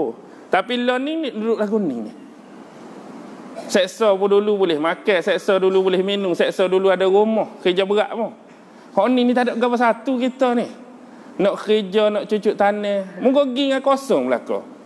Akhir sekali Allah bui hak molek-molek. Setiap kali mereka jalan tengah panas tu ada wa anzalna alaikumul ghamam. Ada awan. Jadi teduh semua kita jalan tu. Satu tempat lain panas, sebab kita lalu tu teduh, lepas tu turun sejuk, rasa nyaman. Lepas tu daga air. Wa izistasqa apa tu? Fakul nadrib bi asaqal hajar fam fajarat min husnata asyrata aina. Nabi Musa pukul terpancar 12 mata air. Jadi masing-masing suku hak 12 tu tahu duk mana mata air puak dia. Bui mata air. lapar, turun pula manna wa salwa kan. Banyaklah dalam tu. Lah sekali bila siapa di bumi Kanaan, tara ni, inilah bumi hak Tuhan janji hak nak win kita. Tubik Mesir Tuhan nak win ni. Tapi dalam tu orang Kanaan tu jenis jenis hak tubuh-tubuh sedap. Kena perang dululah. Bukan tanah kosong ni nak bui ni. Kita senang pergi bukit tanah kosong. Nak pergi apa? Nak pergi tebah ke nak pergi gapo tak ada gua satu. Tapi kita kata dalam tanah tu ada rimau. Lagu mana serah? Berasa nak pergi kau tak pergi. Rimau ada, gajah ada, serigala ada. Rasa lain dah deh. Hak ni bukan tanah kosong. Ada orang, ada tuan. Tapi nak tu kena perang. Perang pula tu Hajami menang. Payah nak cari lagu ni. Suruh perang ada jaminan pula kalau mau perang benar. Sebab kita kata gocoh. Mungkin gocoh. Ayah kata aku jamin benar mu. Ayah jamin pula. Gocoh ni benar. Siapa dia tak say gocoh? Tuhan jamin benar nakut lagi. Siapa kau Nabi Harun mati? Wafat Nabi Harun. Nabi Musa pun wafat tak ada masuk. Serabut pala ni. Izhab anta wa rabbuka faqatila inna hahuna qaidun. Gilah mu wahai Musa, ajak Tuhanmu sekali gilah perang. Kami tunggu sini. Kalau benar kami masuk, kalau kalah kami lari. Celupa tak celupa? Celupa tu pada suruh ajak Tuhan sekali. Izhab anta, gilah mu wa rabbuka, ajak Tuhanmu sekali. Tu celupa lah kita panggil. Dia tak sen nakut. Cerita Bani Israel nakut perang ni bukan zaman elon. Ni nakut perang, nakut mati. Dulu lagi. Bila celupan ni sebenarnya Allah tarik balik dah tu. Dan waktu serabut ni, zaman teka tu saat-saat Allah nak panggil dah Nabi Allah Musa. Turunlah malaikat Israel berupa orang. Suruh tanya Nabi Musa, wahai Musa, aku ni malaikat Israel. Aku mari ni permintaan daripada Allah Subhanahu Wa Taala nak tanya mu. Pertamanya mu nak mati ni nak mati umur hak Tuhan tetap ke ataupun umur tu mu nak tambah. Hak Tuhan tetap ada dah umur sikit-sikit, kalau mu nak tambah pun boleh. Kalau mari lagu ni kita lagu mana sedap pasal dia. Tengok hadis Bukhari Muslim ada hadis ni. Dari bawah tajuk ke apa? Tajuk Nabi Musa napa malaikat Israel. Mari tanya, umur kita kata tetap sikit-sikit, lepas tu kalau nak tambah boleh. Tapi walaupun bunyi sedap nak tambah boleh, kita ni tengah serabut kepala dengan orang kawan kita ni. Mari tanya bak mati, tak kena masa. Tu boleh napa tu. Nabi Musa napa Israel tu bik mata tu. Buka hadis. Terkeluar mata. Israel naik dengan mata hak rosak, hak punah saat ni. Pergi ngadu kau Tuhan, bapa muata aku kepada manusia hak tak kau mati. Lalu Allah memperelokkan kembali mata Israel. Turun semula tanya dia. Nak rakyat sininya, serupalah gini. Kita ni duk kerja tadi, boh marah tak berhenti. Dengan boh marah tak berhenti, singgahlah kelik kedai kopi. Nak tenang hati, ya Allah, letih. Kena marah koboh. Jak pagi sampai tengah hari, kena marah koboh. Minum air. Lambat jadinya kelik. Muka duk berhenti kedai kopi. Kelik tu kerana lambat, bini pula ngepek.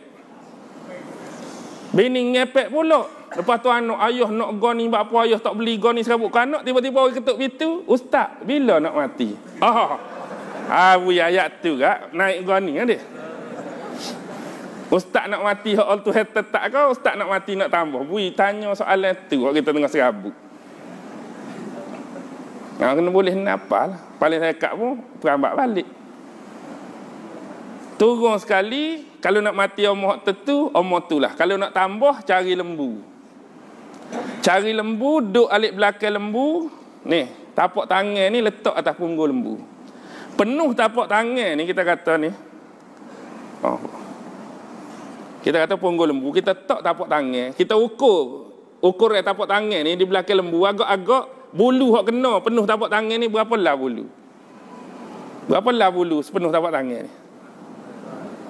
Banyak dah. Sini malaikat Israel kata selah bulu tambah setahun umur. Selah bulu tambah setahun. Kat penuh tapak tangan ni kita kata kalau lah 3,000 bulu, 3,000 tahun. Kalau Nabi Musa pilih tambah hidup lagi tak dia lah ni? Hidup lagi. Tapi nak ayat takdir Tuhan tu tak jadilah benda tu, dia akan pilih kat mana? Dia akan pilih hak mati ikut Tuhan tetap. Jadi dia nak mati, dia malu dah. Sebab perangai umat dia. Dia nak mati sini ni. Tempat yang dijanjikan. Tapi dia kata aku nak mati kalau duduk. Kalau kita kata, ni belah ni luar, belah ni bumi Palestin. Orang duduk sini seorang, ambil batu sebutir, pekong habis derah. Jauh mana pergi? Pergi lah ke mana? Pergi lah ke luar. Hak alik puak dia saat ni, situlah kalau boleh nak mati. Sebab nak mati dalam ni serah malu dah Tuhan dengan perangai orang kita ni. Jadi dia mati dekat dah dengan sempadan, dekat Gunung Nebo di Jordan. Nabi sebut ni di Madinah. Nabi kata kalau kita duduk situ akan ketunjuk di mana makam Nabi Allah Musa di atas tanah yang berbatu-batuan merah. Warna tanah tu merah. Sebab kita ni duduk Madinah, aku tak boleh nak tunjuk. Kalau aku tengah cerita ni duduk situ, aku tunjuk mana kubur Nabi Musa tu. Tu hadis panjang Bukhari Muslim.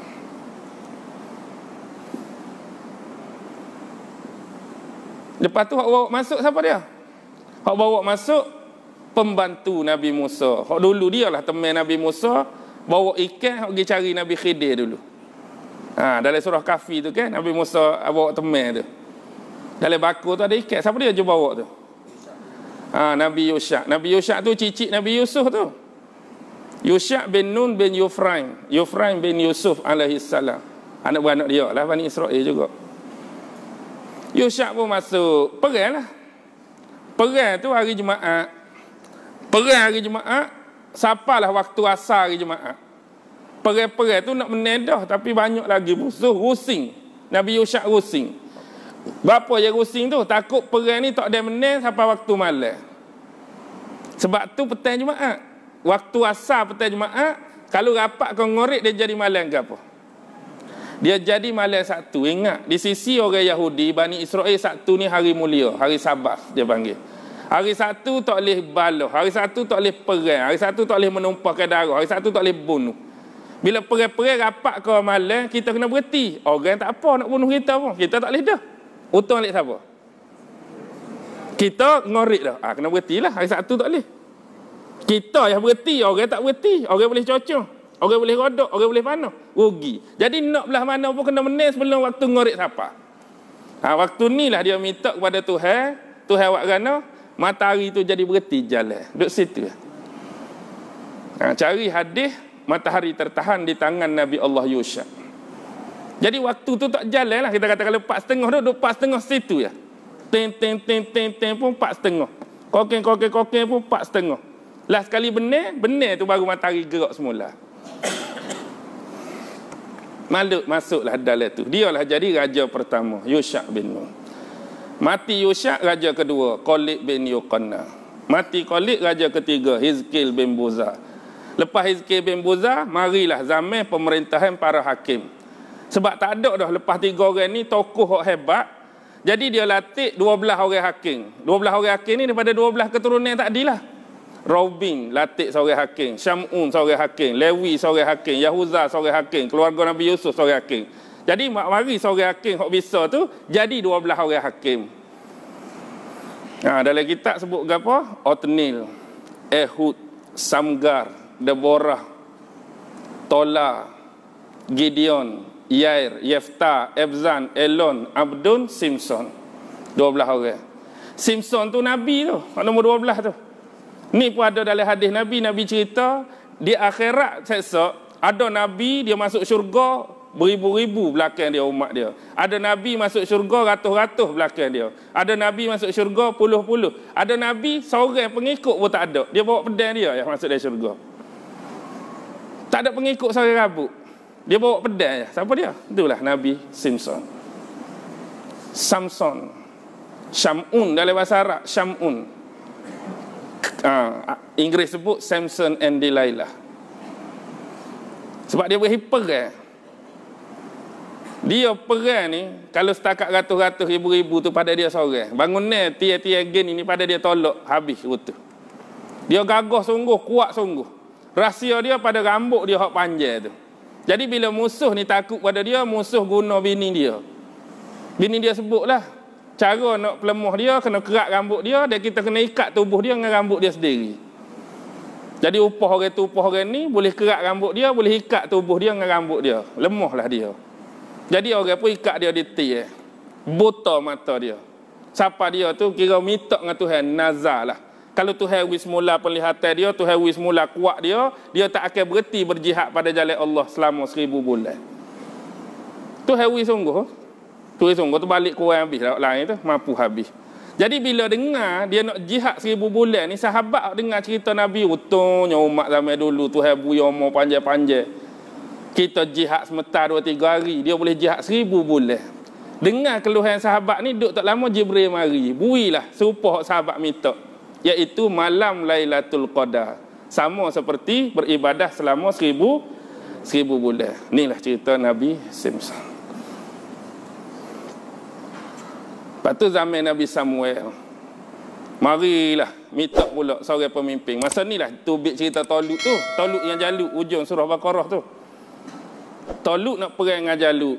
Komander perang Talut tu Nabi Allah Daud. Masa tu umur dia baru 19. Lepas Talut meninggal, naiklah Nabi Daud jadi raja. Inilah zaman harmoni sungguh Yahudi Bani Israel. Zaman paling aman duduk bawah Nabi Daud. Nabi Daud meninggal, duduk bawah Sulaiman lagilah. Sebab Nabi Sulaiman ni angin pun dia boleh tawan, binatang pun dia boleh kecek, ifrit pun dia boleh tundukkan. Memang sebaik-baik kerajaan Daud dengan Sulaiman. Lepas mati tu baru kecoh buat dia. Dia bila kecoh pun 9.5 dah ni. Perut pun kecoh juga dah ni. Kita sambung semula klik pula ni. Sambung semula dah, letih sambung pun. 9.5 ni. Jadi hamba minta berhenti lah. Nanti klik ni kita panggil pula, kita sambung pula sini. Jadi insya-Allah lah setakat malam ni, inilah setakat kemampuan yang boleh royak. Jadi apa yang baik datang daripada Allah, apa yang lemah, apa yang kurang, hak serba tak kena tu mari hamba belaka. Wabillahi taufiq wal hidayah. Wassalamualaikum warahmatullahi taala wabarakatuh.